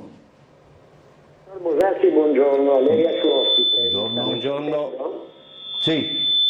Buongiorno a lei di nuovo, il suo ospite, sono Fulvio. Guardi, le parole di buonsenso che adesso ha detto il Presidente Panteca le vorrei sentire anche sul Portofranco a nord detto Porto Vecchio. Perché c'è una legge, la 190 del 2014 che potete tirar fuori, ripresa con la 205 del 2017. E la 205 dice esattamente, in base all'articolo 8 del Trattato di Pace del 1947 firmato a Parigi, è recepito con la legge 3054 del 52. Quindi tutti i soldi e tutto quello che viene fatto in Portofranco Nord, Porto Vecchio è contro legge. Basta tirar fuori. Lei ha detto, Presidente, che deve trasparire. Ecco, allora, siccome si sentiva male, per fortuna possiamo sfumare, è sempre il solito problema. Stavolta è partito direttamente dal Portofranco e non da Strano, però si cade sempre là. Guardi, cui... io rispetto le idee, insomma, il modo di essere del signor Fulvio, se non sbaglio. Sì, che è una persona gentilissima, però è ogni giorno che torna su queste cose. Sì, noi abbiamo anche parecchie mail che ci chiedono addirittura di escluderlo a priori, proprio perché ripropone indipendentemente dall'ospite, anche se avessimo Ursula Andres, le chiederebbe probabilmente, forse no magari, ma non è escluso. Quindi, prego. No, vabbè, ma comunque io sono del parere e voglio rassicurare il signor Fulvio che le sue idee sicuramente sono non condivise, però è giusto che uno porta avanti il suo pensiero, così come vedrebbe anche la Trieste del futuro. Però io almeno come Presidente di questo Consiglio Comunale, come ho detto altre volte, cerco di rispettare le leggi dello Stato. Io insomma so che su queste cose ci sono state delle sentenze, altre cose, processi, però non è stato mai, come dire, certificato quello che lui dice e sostiene. E per questo quello che io posso fare è rispettare le leggi dello Stato come politico, poi sono anche la parte istituzionale, essendo Presidente del Consiglio, e quello che posso assicurare è che io rispetto le norme dello Stato. Mi confronto anche con il prefetto di Trieste alcune volte su questi argomenti, per questo non so cosa più di fare questo non lo so. Poi le nostre politiche le possiamo fare, giusto, li porti avanti, insista su questa cosa e le auguro che, insomma, che riesca anche a fare qualche cosa su quelle che sono le sue idee. Sentiamo allora la prossima telefonata. Buongiorno. Pronto, buongiorno. Prego. Mi riallaccio al discorso della signora, abito anch'io in via Pusti. Siete venuti anche voi, il signor Gullotto è venuto a fare un servizio per il problema del verde, no? Ah, ho capito, ecco perché l'avevo, sì, ho capito. Sì, ecco. Io volevo dirle, a parte che da un mese che io scrivo, perché siamo gestiti dall'Ater, ma non siamo case Ater, noi siamo case comunali.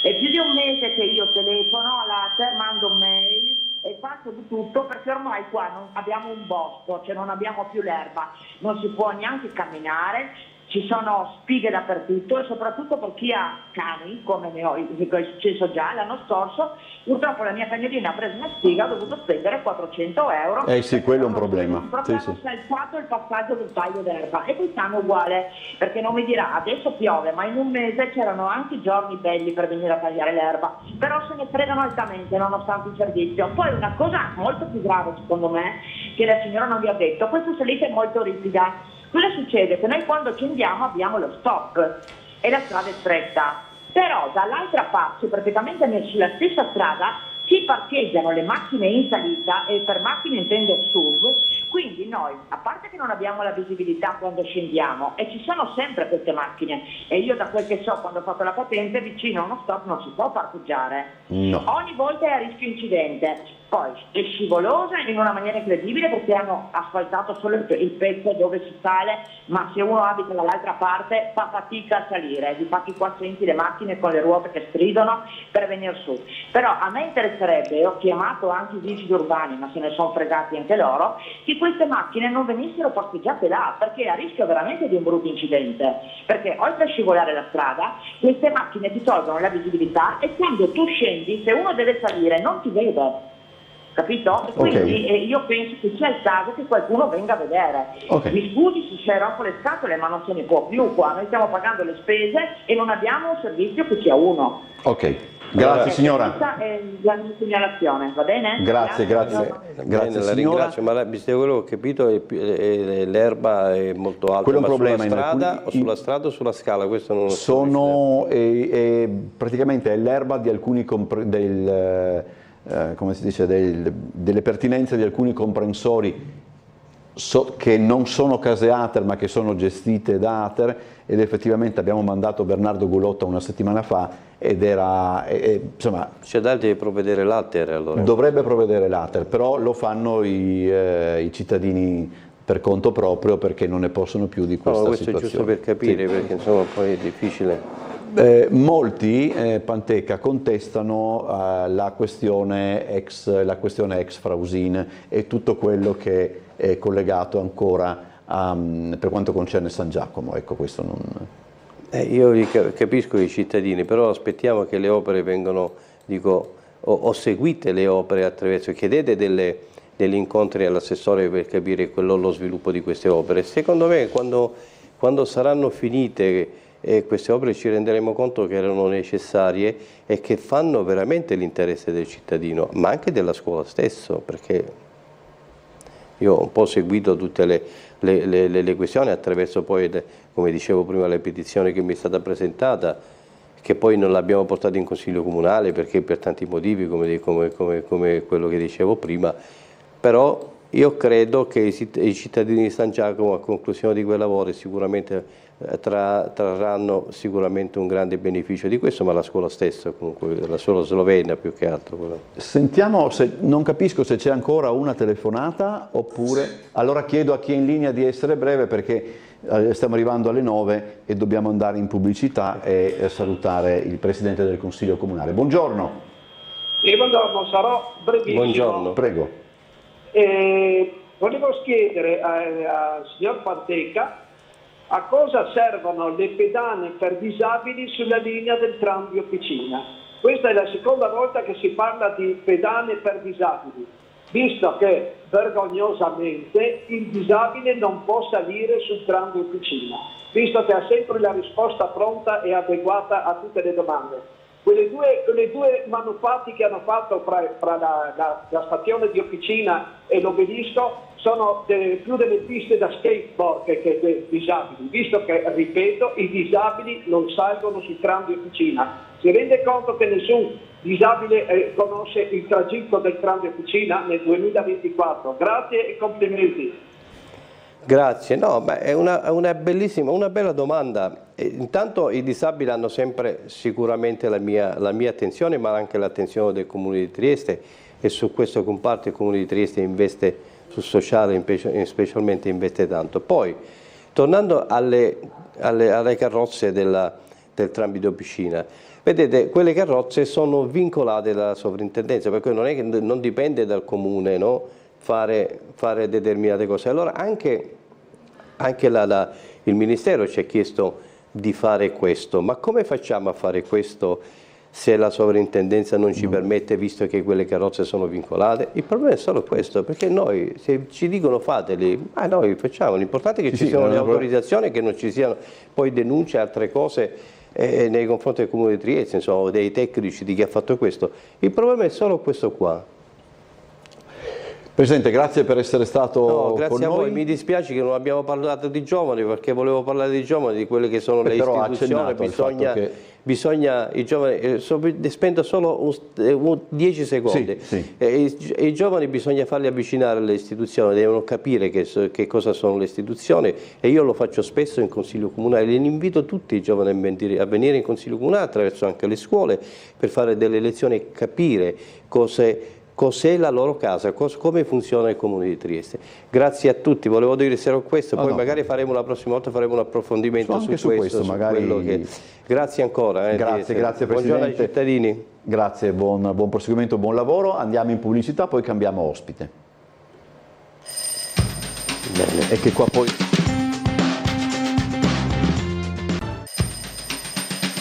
Veramente non te sei immagini. Allora, seconda parte di questa puntata di Trieste in diretta, siamo in compagnia di Roberto Marini, che è candidato a sindaco di grado per il centrodestra. Grazie per essere venuto. Grazie a voi. Marini, nei nostri studi. C'è una telefonata, probabilmente si riferirà ancora all'ospite di prima, però insomma sentiamo ugualmente, poi vediamo, può essere che la questione possa essere in ogni caso interessante. Buongiorno. Buongiorno a tutti, buongiorno dottor Bosassi e buongiorno all'ospite. Io ho provato a chiedere la linea prima, ma mi sono collegata solo adesso. Saluto anche il presidente Panteca, che è appena andato via. Sono Anna Cozzi. Buongiorno, ci siamo sentiti ieri. Buongiorno, sì, ci siamo visti ieri al presidio dei genitori, alla conferenza stampa dei genitori. Volevo riallacciarmi all'ultima considerazione del presidente Panteca, che invita i giovani a conoscere le istituzioni.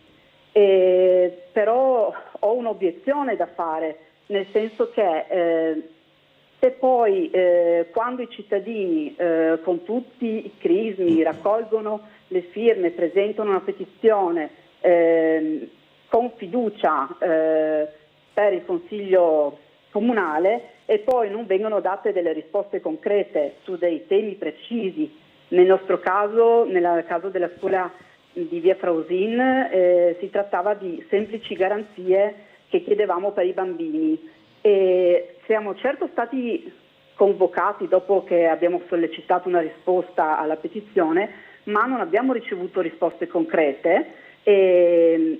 Ci è stato contestato che la petizione non era più valida, ma questo mi sento di dire che non è vero, perché quando noi l'abbiamo presentata il cantiere in via Frausin non era ancora attivo. Per cui io direi che se si vuole che ci sia fiducia nelle istituzioni, bisogna anche dare delle risposte serie e concrete. Inoltre, in conclusione, aggiungo che per evitare tutti questi problemi e questi pasticci e questo malcontento della popolazione, in questo caso dei genitori, la soluzione è, quando si fa una progettazione, bisogna considerare i bisogni dei cittadini di quella zona, cosa che non viene fatta in questa città. E quindi ecco, questa è la mia sentita considerazione. Vi ringrazio. Grazie signora, buon lavoro. insomma, speriamo che la vostra situazione in qualche modo si risolva, perché è piuttosto complessa per certi aspetti. Partiamo comunque da questa telefonata che possiamo declinare in tal senso, no? La necessità sempre più pressante per i cittadini di ricevere risposte da parte della pubblica amministrazione in maniera adeguata, veloce, ed eventualmente anche veloce. Posso supporre che magari in una realtà più piccola di quella triestina come Grado sia più semplice, però sta diventando un problema, no? Un problema e anche un'opportunità per la pubblica amministrazione, fra l'altro. Diciamo che il problema di comunicazione tra la pubblica amministrazione e i cittadini non è novità di oggi, è una novità, forse un male strutturale del nostro Paese. Dopo, chiaramente, a seconda delle realtà più piccole o più grandi, ci sono dei rapporti personali, interpersonali, le cose cambiano. Il paragone tra Grado e Trieste chiaramente non è sostenibile in termini di numero di popolazione, di problematiche certamente diverse. Adesso il caso specifico non lo conosco, penso si tratti di una progettazione di una scuola, mi sembra di capire. Più che altro di una nuova palestra al posto di un edificio, e tutto questo però comporta tutta una serie di problemi che a caduta verrebbero ad abbattersi sul territorio. Sì, io su questi temi invito i cittadini, anche io sono uomo delle istituzioni, insomma da qualche decennio ormai, io ho sempre invitato i cittadini a comprendere anche le problematiche della pubblica amministrazione. Non può essere sempre un rapporto a senso unico, perché il cittadino molte volte giustamente pretende, ma molte volte non comprende le problematiche con cui il pubblico amministratore e gli uffici molte volte si devono confrontare. In questo caso specifico non lo so, ma faccio riferimento a qualsiasi genere di opera pubblica e di intervento pubblico che ha dei tempi ormai che sono biblici, insostenibili. Dal punto di vista, cioè quando si progetta un'opera e si incomincia a realizzare, molte volte è già vecchia. Sono capsate delle condizioni, ci sono delle nuove necessità, e lì si apre il conflitto molte volte con i territori e con le popolazioni. Fermarsi, cambiare, ritornare indietro è sempre una grande difficoltà. Bisogna trovare i punti di incontro prima, per quanto possibile, e avere delle pubbliche amministrazioni, degli amministratori sul territorio, ma Trieste mi sembra che, insomma, da questo punto di vista di classe dirigente politica sia sempre stata molto disponibile sul territorio, trovare i punti di incontro. Non è una situazione facile, soluzioni facilissime, ma però in linea di massima, insomma, le conflittualità si riescono a vincere abbastanza frequentemente. Allora, com'è che nella campagna elettorale per il sindaco di Grado, mi diceva prima, l'argomento turismo non viene toccato, non si dà per scontato?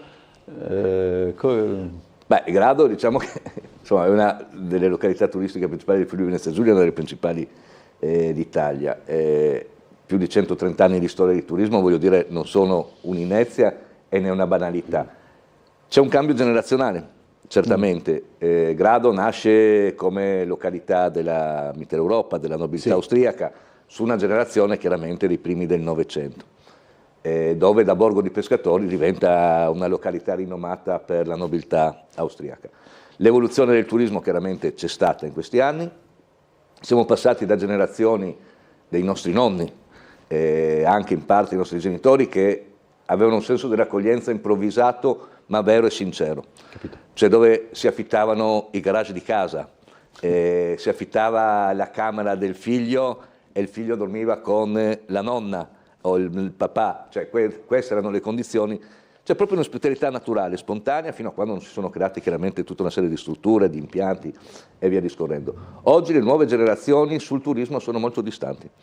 Ecco, questo è interessante, mi perdoni perché è anche logico che ognuno poi del turismo ha un concetto che dipende da come lui stesso è turista, dipende anche per esempio per quanto riguarda Trieste un certo discorso, eccetera. Per quanto riguarda località come Grado, forse noi fatichiamo a comprendere proprio l'evoluzione del turismo. Si sarebbe portati a pensare che tutto funziona come funzionava magari quando noi eravamo giovani e Grado era una cosa che adesso, desumo per forza di cose, non è più.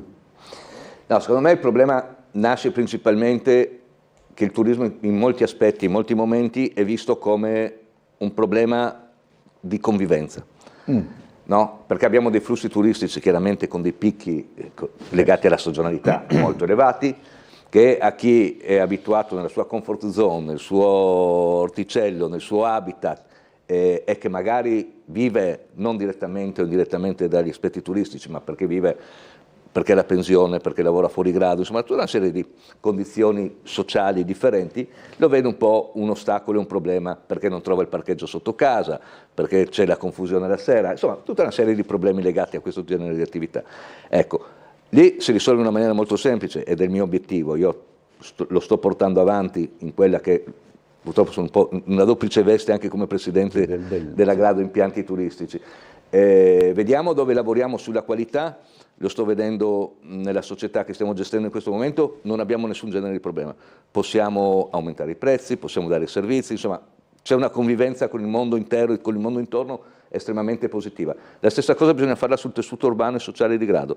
Non possiamo pensare di andare verso un turismo di massa ancora, cioè nel senso a me personalmente, e la coalizione mi sostiene, non interessa avere a fine anno arrivare a dire abbiamo avuto un 10% in più di presenze, un 15% in più di presenze, perché quelle presenze sono condizionate dalla qualità della presenza stessa. Certo.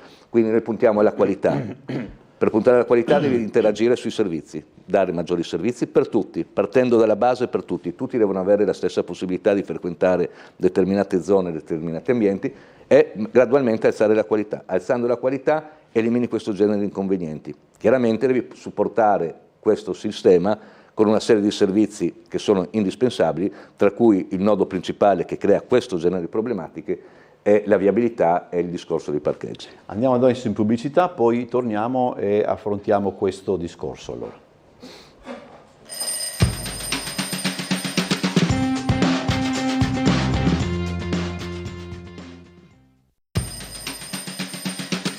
Onde evitare stesso arrivo da Bologna in autostrada, quelle strade là sono una roba allucinante. Eccoci di nuovo in diretta, allora con Roberto Marin, candidato sindaco di Grado per il centrodestra, affrontiamo l'altro problema al quale ci eravamo fermati prima della pubblicità, cioè le questioni che hanno a che fare con viabilità e parcheggi, che poi sono questioni che riguardano tutte le città, Grado nello specifico, per tutta una serie di ragioni. È un problema, penso, io ormai sono classe 65, 59 anni, voglio dire, da quando ero ragazzino sento parlare del problema della viabilità e dei parcheggi. Siamo comunque arrivati ormai veramente, dal mio punto di vista, a un punto di non ritorno, sulla viabilità e soprattutto sulla sosta all'interno del centro cittadino. Perché? Perché rispetto agli obiettivi e alle prospettive che ha la località a livello turistico e chiaramente di qualità della vita dei residenti stessi, non si può prescindere da avere una mobilità sostenibile e una sosta al centro del paese, perché dobbiamo andare verso, purtroppo, non dico purtroppo, anzi, dobbiamo andare verso una pedonalizzazione quasi massiva della località. Questo permette di alzare tantissimo la qualità, la qualità della vita dei residenti, dei nostri bambini, delle nostre famiglie, ma soprattutto diventa un elemento di attrattività a livello turistico che oggi non ha eguali. Il mercato turistico va in quella direzione, noi abbiamo a livello morfologico proprio, no? Siamo un'isola, voglio dire, chi meglio di noi può andare a sviluppare e realizzare determinate strutture per determinati obiettivi. Bene, sono passati ormai penso 20 anni, 2004, 2003, 2004, ci eravamo dotati di un piano di viabilità, 2 anni e mezzo di lavoro importanti, di flussi di traffici, insomma di tutta una serie di verifiche importanti. Raggiunto il fabbisogno, sappiamo esattamente Grado in quell'epoca cosa aveva bisogno. Sono 3.300 stalli sostanzialmente necessari per la sosta, ad esclusione di quelli già esistenti sul territorio, nelle aree e nelle vie interne della località. Bene, avevamo realizzato rispetto al piano del traffico un primo parcheggio sulla direttrice est, che è nella zona Sacca Moreri, vicino al Palazzetto dello Sport per capirsi, arrivando da Monfalcone e Grado Pineta, parcheggio camper attrezzato e un parcheggio da 1.600 autovetture. Bene, realizzato, completato, è andato operativo dopo un paio d'anni. Dopo noi abbiamo terminato il mandato amministrativo e il secondo parcheggio, che era a servizio del centro cittadino, e il piano in quella fase prevedeva al completamento del secondo parcheggio anche la chiusura del centro cittadino con una ZTL permanente, non è mai stato realizzato. Sono cambiate le amministrazioni, quando si tocca il tema dei parcheggi a grado, come altri argomenti di rilievo, diventa un terreno minato per qualsiasi amministratore e per qualsiasi politico, temi in cui si vincono o si perdono le elezioni. Io sono un po' pazzo perché parlare di parcheggi a 10 giorni dal voto diventa sempre un rischio, però ho anche un senso di responsabilità nei confronti di una città che necessita di questi generi di interventi e che deve essere guidata da questo punto di vista. Ecco, noi ci siamo presi un impegno preciso, noi entro 6 mesi individueremo il sito dove realizzare il nuovo parcheggio, un parcheggio a servizio del centro cittadino, che sarà gestito direttamente dal Comune, quindi realizzato e gestito dal Comune. È un intervento che potrebbe costare tra gli 8 e i 10 milioni di euro, ma che si autofinanzia chiaramente da solo, tenendo delle tariffe molto basse proprio per agevolare gli ospiti a fruire di quel genere di attività e anche i nostri residenti. Realizzato quel parcheggio in un paio d'anni, la chiusura della ZTL permanente con delle nuove opere di urbanizzazione nel centro cittadino e quindi alzando il livello anche dell'ambiente urbano a livelli di internazionalità estremamente importanti. Il nostro obiettivo è di arrivare nell'arco di 5-6 anni a una delle principali località turistiche in termini di attrattività d'Italia. Lo stiamo facendo con la spiaggia principale, avevamo detto che in 5 anni l'avremmo resa una delle spiagge più attrattive d'Italia in termini di servizi e attrezzature. Bene, sono passati 2 anni e siamo diventati la seconda spiaggia d'Italia e la 13ª spiaggia di Europa. Quindi degli obiettivi e dei risultati estremamente importanti che vogliamo riproporre in termini di amministrazione comunale e di obiettivi per la nostra località. C'è una mail che le chiede la questione delle concessioni balneari, che anche qui la vexata question degli ultimi anni per quanto riguarda appunto località come Grado, ma per certi aspetti anche per quanto riguarda tutte le località che hanno degli stabilimenti balneari e delle concessioni. Lì come l'Europa domanda determinate cose, impone determinate cose, il nostro governo, secondo alcuni, l'adombra anche la mail, secondo alcuni il governo è quasi ostaggio dei balneari. No, direi di no. Diciamo che tutta Italia è ostaggio di una direttiva la Bolkestein. Che è la Bolkestein. È un tema non articolato, è estremamente complesso, anche di difficile comprensione chiaramente per i non addetti al lavoro. Cercherò di essere sintetico il più possibile. Direttiva Bolkestein, direttiva servizi, quindi procedura di gara su tutti i servizi, quindi bisogna andare a concorrenza. In Italia dalla direttiva Bolkestein in poi le concessioni demaniali sono sempre state prorogate, quindi di anno in anno proroghe, prima di 5 anni, dopo di anno in anno. Siamo arrivati a un punto quasi di non ritorno, chiaramente, in cui l'Unione Europea ha incominciato ad aprire una procedura di infrazione nei confronti dell'Italia. Prima l'Italia, gli altri paesi sono arrivati quest'anno, Spagna, Francia, perché godevano, non si sa, comunque di posizioni di privilegio superiori rispetto alle nostre. Anche la Francia? Anche la Francia. Guarda, sembra strano per dire la verità, vabbè, comunque. Non andiamo tanto indietro negli anni, andiamo governo Draghi. Okay. Governo Draghi, decreto mille proroghe del governo Draghi, si individuano dei limiti di concessione all'inizio al 2033, per cui viene fatta di fatto una proroga al 2033 o un rinnovo delle concessioni tout court in tutta Italia fino al dicembre del 2033. Arrivano tutta una serie di ricorsi, di sentenze, di norme comunitarie, di indirizzi, insomma, per la quale si arriva a dire le proroghe al 2033 sono di fatto illegittime, a meno che questo rinnovo di concessione non sia passato attraverso procedure di evidenza pubblica. Molti comuni, che sono gli enti competenti per il rilascio delle concessioni turistiche ricreative per le concessioni di 15 anni, hanno fatto delle evidenze pubbliche, pubblicando questo rilascio di concessioni agli albi pretori, e oggi delle sentenze del TAR Puglia, ad esempio, danno la validità a questo genere di sentenze. Il Comune di Grado, anche di Lignano, insomma, ha avuto queste proroghe, sono state rilasciate queste concessioni, sono state in tutta Italia impugnate dall'autorità della concorrenza e del garante davanti ai TAR, che è un soggetto preposto a poterlo fare. I TAR hanno annullato queste concessioni e anche i ricorsi al Consiglio di Stato di fatto non hanno dato ragione ai concessionari ricorrenti. In assurdo il Comune di Grado, e Grado in particolare, non ha avuto impugnativa da parte del soggetto preposto a farlo, perché forse siamo all'estremo lembo dell'Italia, non si sono accorti che esistevamo, di fatto non l'ha fatto. Sono arrivate solamente delle richieste di intervento e anche i termini di prescrizione per questi concetti sono scaduti, quindi noi potremo avere un titolo valido al 2033, però diventa difficile da sostenere davanti a qualsiasi tribunale amministrativo.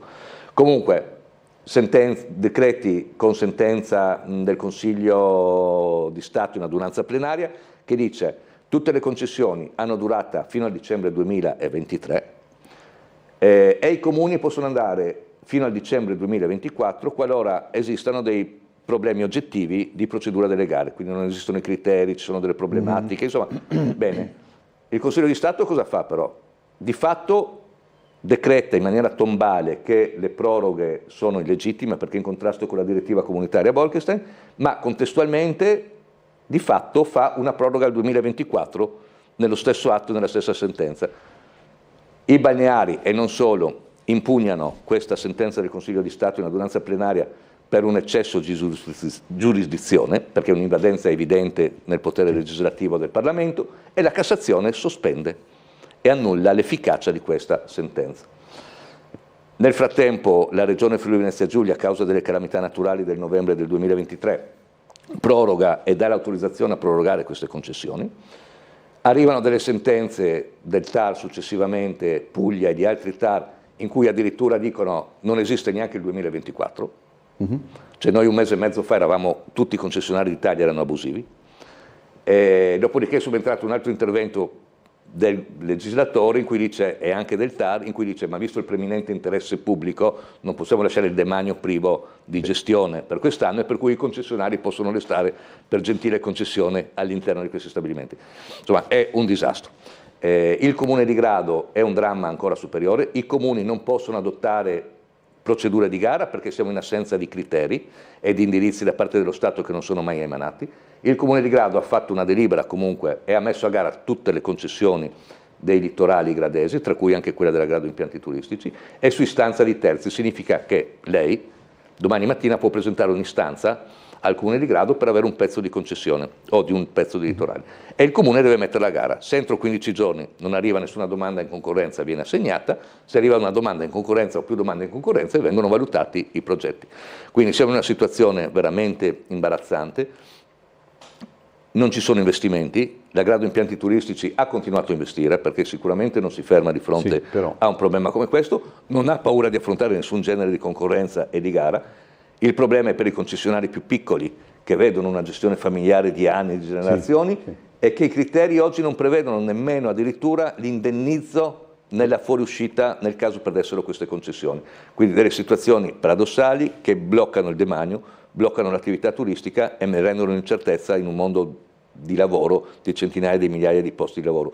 I balneari non sono una lobby, hanno goduto di situazioni forse di privilegio con le proroghe di tutti questi anni, ma è tutta gente che ha investito veramente, ha messo il cuore in quell'attività. Oggi il demanio pubblico italiano non avrebbe questi risultati in termini di presenze se i concessionari non avessero lavorato nella professionalità come hanno fatto fino ad oggi. Allora siamo andati un po' oltre, ma volevo, scusate, ma volevo che il ragionamento fosse completo proprio per spiegare una situazione piuttosto ingarbugliata. Andiamo in pubblicità, poi torniamo.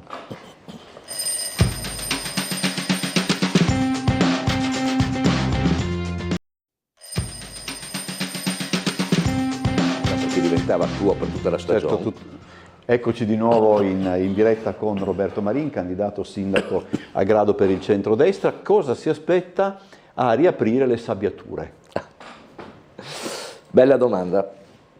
Le sabbiature sono state chiuse in periodo Covid. Erano ormai comunque delle strutture anche in termini architettonici e di struttura a livello strutturale proprio vecchie, datate, quindi prive ormai di servizi adeguati.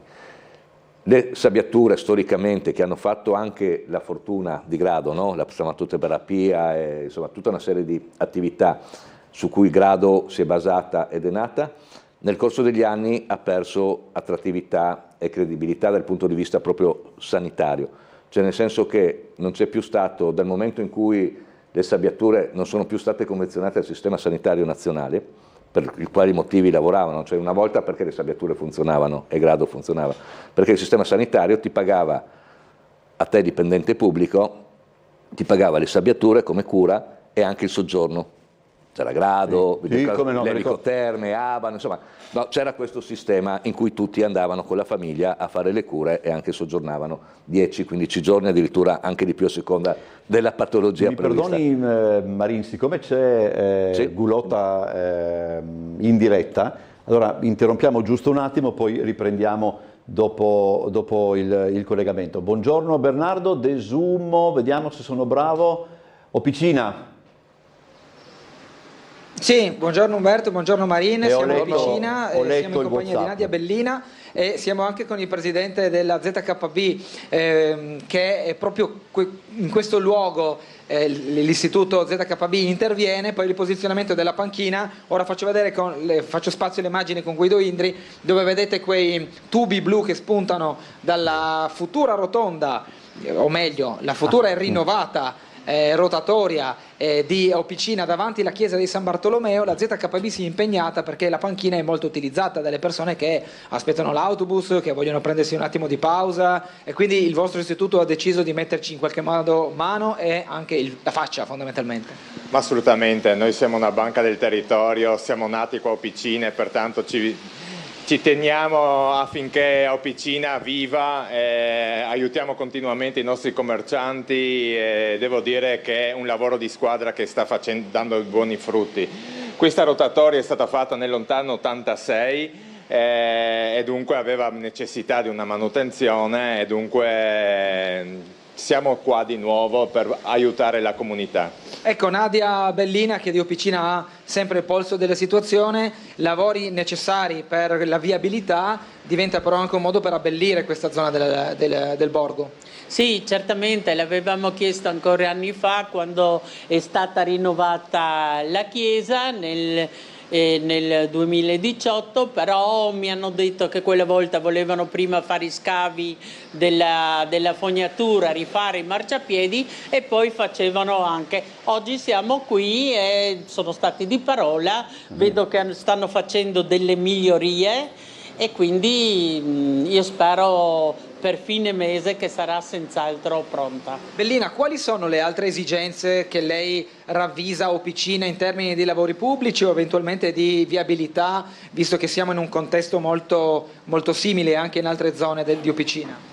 Beh, ho mandato tante richieste, tante foto, ci sono ancora dei marciapiedi da rifare, soprattutto in strada per Vienna, poi qui dove c'è vicino dietro la chiesa c'è anche un grande buco che comunque mi avevano promesso che mettevano a posto, probabilmente quando metteranno a posto qui sulla aiuola l'asfalto, rifaranno anche l'asfalto lì, perché così viene la macchina e fa tutto in uno.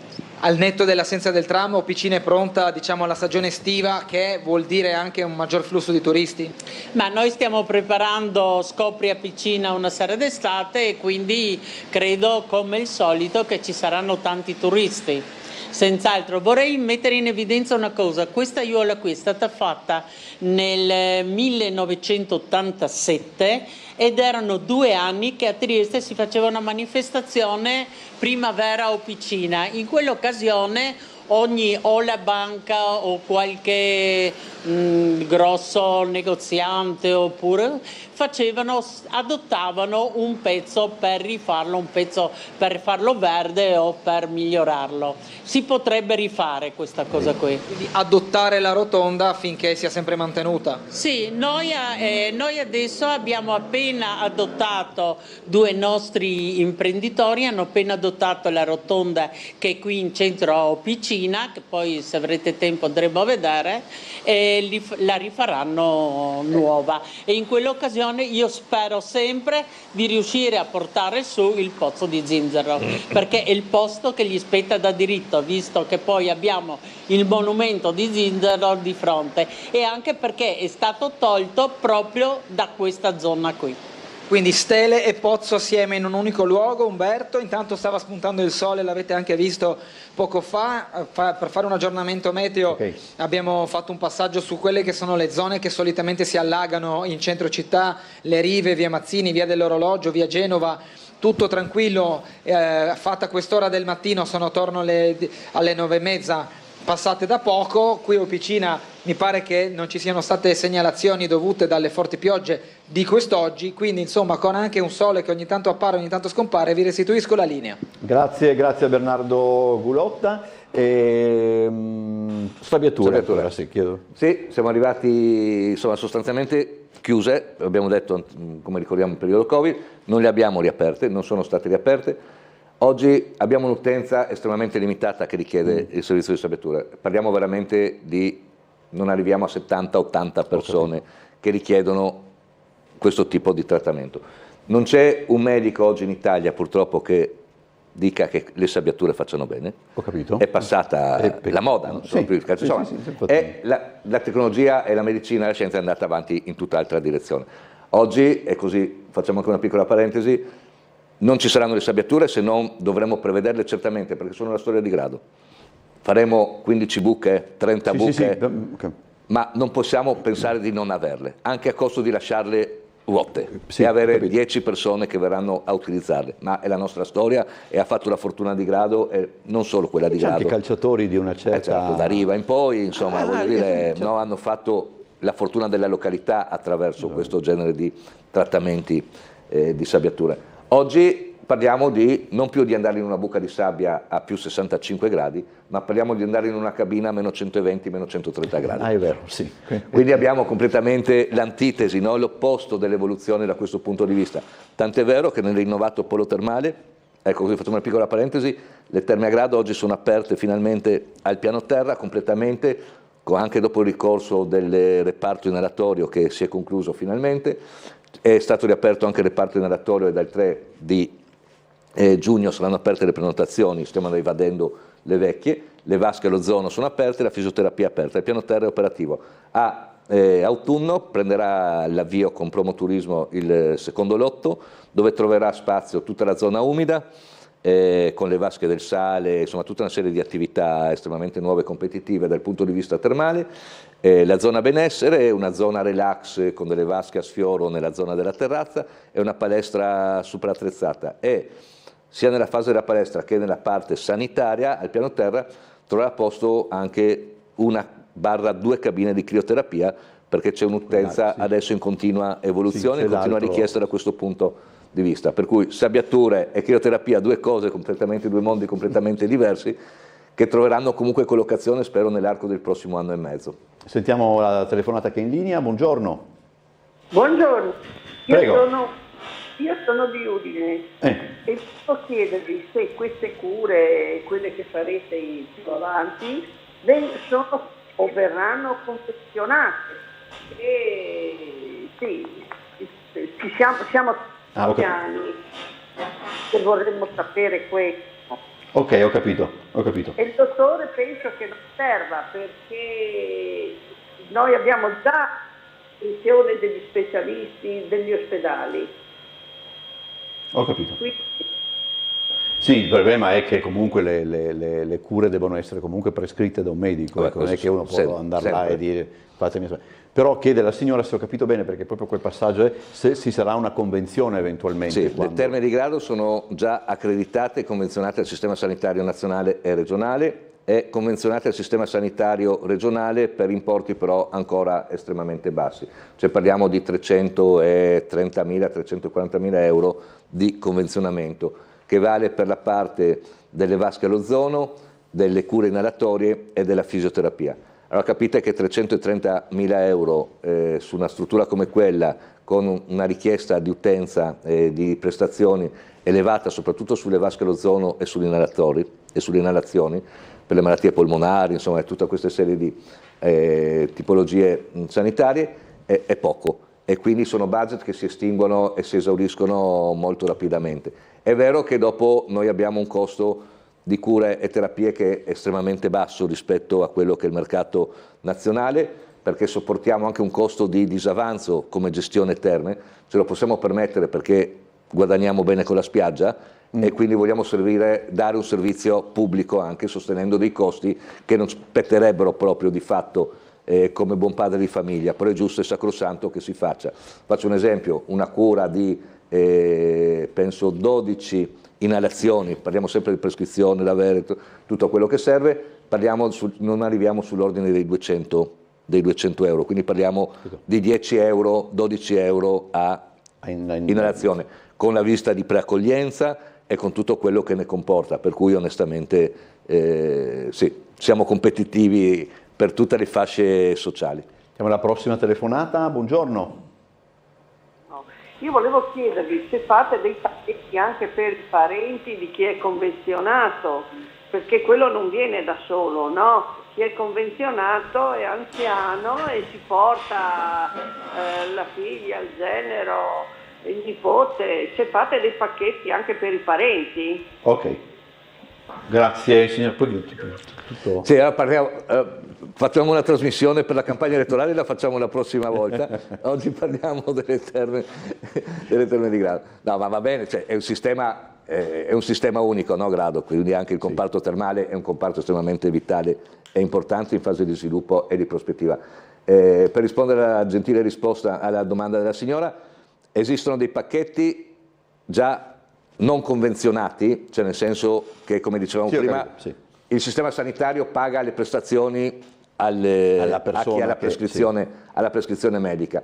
Se i parenti hanno la prescrizione medica, anche i parenti avranno quel convenzionamento, ma esistono dei pacchetti per tutta una serie di trattamenti e di terapie che chiaramente a seconda del numero che uno utilizza ha delle riduzioni di costi e ripeto, sono competitivi rispetto a quello che è il mercato delle terme oggi in Italia.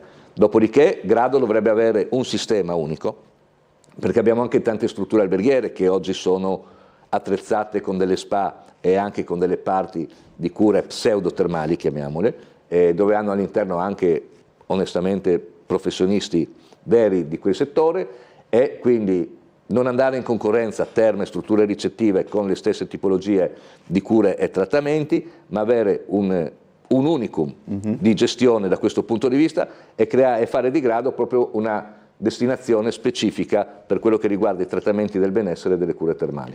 Tornando più su questioni amministrative, anche qua noi logicamente pensiamo a Grado come a un tutt'uno, no? Al limite dividiamo tra Grado Pineta e Città Giardino, Grado Città Giardino, eccetera.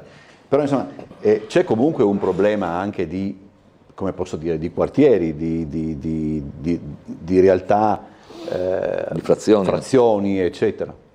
Sì, Grado e poi è un'isoletta, no? Perché il centro storico alla fine è il nucleo centrale molto piccolo, però ha un'estensione territoriale molto ampia e se consideriamo solo la superficie inclusa quella della laguna è uno dei comuni più estesi del Friuli Venezia Giulia da quel punto di vista. E abbiamo anche, oltre ai rioni di Città Giardino, della Colmata, dell'Isola Schiusa, Grado Pineta e il villaggio Primero, abbiamo due frazioni estremamente importanti che sono Fossalon e Boscat. Fossalon sulla direttrice est da Tommo Falcone e Boscat tra Aquileia e Grado, lì nella zona di Belvedere.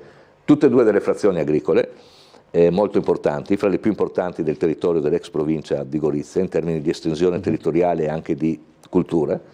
Tutti i terreni di bonifica era laguna, sia Fossalon che Boscat era laguna. Fossalon è stata bonificata e dopo è stata colonizzata, abitata dagli esuli istriani che avevano trovato una nuova terra da poter vivere in Italia e invece per quello che riguarda la parte veneta li chiamavano le mantelline, no? O gli scariolanti, voglio dire, no? perché erano quelli che facevano proprio le opere di bonifica. Sì, no? E quindi, ecco, quelle frazioni che oggi purtroppo vedono uno spopolamento inevitabile, perché non ci sono servizi, ci sono delle serie di vincoli e di disagi con cui convivere. Faccio solo un esempio: abbiamo degli edifici rurali, delle case, dei coltivatori di quelle case enormi, e non possono, se hanno un figlio che si sposa, non possono farlo alloggiare nella propria abitazione se è un nucleo familiare, perché deve essere a conduzione agricola. Quindi dei vincoli anche urbanistici e normativi che gridano vendetta, che dovremmo trovare una soluzione. Per oggi abbiamo una priorità essenziale su queste due frazioni, che sono il problema della messa in sicurezza idraulica del territorio, che va a pari passo con il centro cittadino. Abbiamo un problema di arginatura e di difesa mare, sono terreni che sono in depressione, cioè sono tra il 1,40 m e il 1,50 m sotto la soglia del medio mare, quindi vi lascio immaginare un cedimento di un argine cosa comporterebbe in quelle aree in termini di alluvioni, e in più hanno delle infiltrazioni di acqua di mare da sotto le arginature. E in questi ultimi 20 anni stiamo perdendo decine e decine di ettari di coltivazione per l'alto grado di salinità del terreno, proprio dovuto a queste infiltrazioni. Per cui bisogna mettere in sicurezza assolutamente questa parte con i consorzi bonifica e la Regione, bisogna procedere all'espurgo dei canali che hanno un problema anche igienico-sanitario e anche di sgrondo delle acque piovane alluvionali, che oggi purtroppo con le bombe d'acqua quei terreni vanno sotto acqua perché le idrovoli non riescono a fare il loro lavoro a sufficienza, e questo va a pari passo, dicevamo, con il problema della messa in sicurezza anche dell'isolato del centro. Grado sta andando sempre più sotto acqua, con danni alle attività, alle abitazioni importanti. Bisogna ragionare con un nuovo piano regolatore per le soglie e i piani di calpestì sulle quote medio mare nettamente diverse rispetto agli attuali, ma anche delle opere di difesa che riguardano le opere di difesa a mare per la difesa della linea di costa e quindi anche la salvaguardia degli arenili. Non possiamo andare a spendere 2 milioni, 3 milioni di euro ogni anno alla prima mareggiata, ormai siamo alla follia, no? Quindi dobbiamo trovare assolutamente un percorso per la messa in sicurezza da questo punto di vista, che è già delineato, almeno nella mia testa, dopo capire se tecnicamente e politicamente si potrà andare avanti, è l'isolato che deve essere proprio arginato all'interno del centro cittadino, dalla zona della colmata di Porto San Vito a tutto il centro con opere di difesa, perché andare sotto acqua 5-6 volte all'anno comporta una serie di problematiche non di poco conto. C'è un'altra telefonata, buongiorno. Qui forse non la recuperiamo, no, direi che appunto è persa, è saltata. Ecco, l'estate, molto si parla anche, dell'estate come momento anche di manifestazioni di cultura, eccetera. Immagino che tra l'altro tutto ciò di cui abbiamo parlato, come dire, deve essere anche declinato tutto l'anno, non solamente in estate. Questa è sempre, come dire, vedere una città solo per un luogo, solo per il momento in cui lo si frequenta di più, no? Grado di per sé stessa si caratterizza già per una sezionalità più lunga rispetto alla media nazionale delle altre località di mare, perché è un nucleo comunque abitato, vissuto, ha un centro storico importante e quindi ha una connotazione da questo punto di vista. Bisogna supportare una serie di attività, certamente, per portare ancora più gente durante i periodi morti. Allora si parte chiaramente, ormai la stagionalità parte da aprile, marzo-aprile, ottobre, ricordo, noi abbiamo chiuso i chioschi in spiaggia a novembre, negli ultimi 2 stagioni. No? Quindi lavorando anche bene e divertendoci. Bene. Bisogna partire subito dalle attività invernali, di quelle soprattutto delle festività natalizie. Oggi noi non possiamo pensare, io ho visto in questi anni la tristezza delle festività natalizie nella nostra località, perché cercavamo di copiare e di clonare i mercatini, no? Ma voglio dire, il mercatino, uno va a Merano a vederlo, va in Austria, non viene a vedere 4 casette di legno con... Ecco, allora, noi abbiamo il centro storico che è di fatto un presepe naturale, già fatto. Voi pensate al centro storico semplicemente gestito in termini di illuminazione, con le coperture di illuminazione, le pareti illuminate, e quello già di fatto è un luogo da poter venire, che ti accoglie. A questo gli abbiniamo tutta una serie di attività religiose e culturali. Non dimentichiamo la grandissima tradizione culturale e religiosa di Grado, che è enorme e che ha una valenza anche turistica estremamente importante. Don Paolo Nottarelli l'ha capita questa cosa, il nostro nuovo parroco di Grado, e sta supplendo all'attività di programmazione turistica di molti altri enti in questo momento e sta facendo un lavoro grandissimo. Il Porto di Grado deve essere l'attrattività assieme al centro storico. Il mio progetto per il primo Natale della nostra nuova amministrazione, mi auguro, è un albero di Natale di 20-25 metri nel Porto Mandracchio di Grado, su una bella piattaforma, e non faccio che copiare l'albero di Praga, che si illumina e accende le musiche sincronizzate ogni ora, i giochi d'acqua chiaramente sul porto, e io vi assicuro che quello sarà un elemento di attrattività che la gente verrà a vedere il Porto di Grado con una serie di attività vicino e il centro storico. Non serve tanto, poche centinaia di migliaia di euro, un po' di idee di fantasia, e Grado da questo punto di vista anche durante il periodo invernale può esplodere in termini di presenza. Abbiamo ancora una telefonata, io chiedo a chi è in linea di essere breve perché così riusciamo a chiudere alle 10. Buongiorno. Buongiorno. Prego. Noi abbiamo un piccolo appartamento qua a Grado, centro, pure termali. E dico, l'anno scorso non avete più fatto il trenino, quel piccolo trattore che portava alle 11, si tornava dal centro di Grado, si tornava a fare il giro.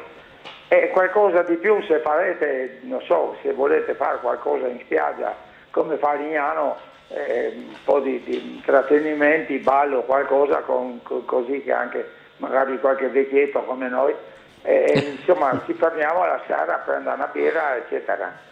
Ma bisogna sempre che ci sia quel trenino da portare nuovamente a casa, se no diventa una camminata di quelle non poche. D'accordo? Tanti auguri per Grado, saluti e ciao, arrivederci. Grazie, buona giornata. Spettatore. Io ho combattuto, insomma, per chi non lo sapesse, io ho fatto il sindaco già di Grado dal 1998 al 2007, no? Adesso vabbè, insomma, tutta una serie di determinazioni mi hanno riportato a mettermi in gioco nuovamente. Eravamo riusciti a fare il trenino che il signore telespettatore adesso ci ha comunicato, l'avevamo fatto con l'APT, trenino della Dotto, bellissimo, azzurro, abbiamo combattuto 2 anni per riuscirlo ad acquistare e a fare il servizio, divertentissimo anche per i bambini più giovani, avevamo un autista che cantava il coccodrillo come va durante cioè bellissimo. Ecco, ha disturbato, l'APT ha avuto diffide perché questo cantava con il microfono e i bambini si divertivano su questo trenino. La follia. È stato soppresso il servizio, io ho finito il mandato, è stato soppresso il servizio, il trenino è rimasto nei magazzini dell'azienda provinciale trasporti, e un sindaco più illuminato e più furbo e più intelligente probabilmente di chi ha amministrato, non dico più intelligente perché potrebbe essere offensivo, Grado negli ultimi anni. Dov'è quel trenino? Dove? Aquileia. Ho capito. E quindi il sindaco Zorino, bravissimo, ha il trenino che era in servizio a Grado, che fa dal canale al centro di Aquileia e i reperti archeologici e collega il trasporto marittimo al centro cittadino.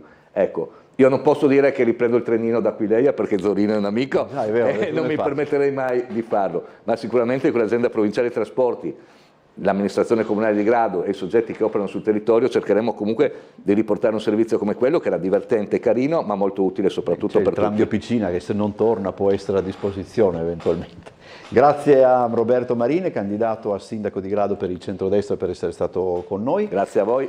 Sveglia Trieste torna domani come sempre alle ore 7, vi ricordo che oggi è venerdì, quindi gli appuntamenti sono oltre il telegiornale delle 13:20, avremo Trieste in diretta alle 18 e Trieste d'Arte alle 18:30.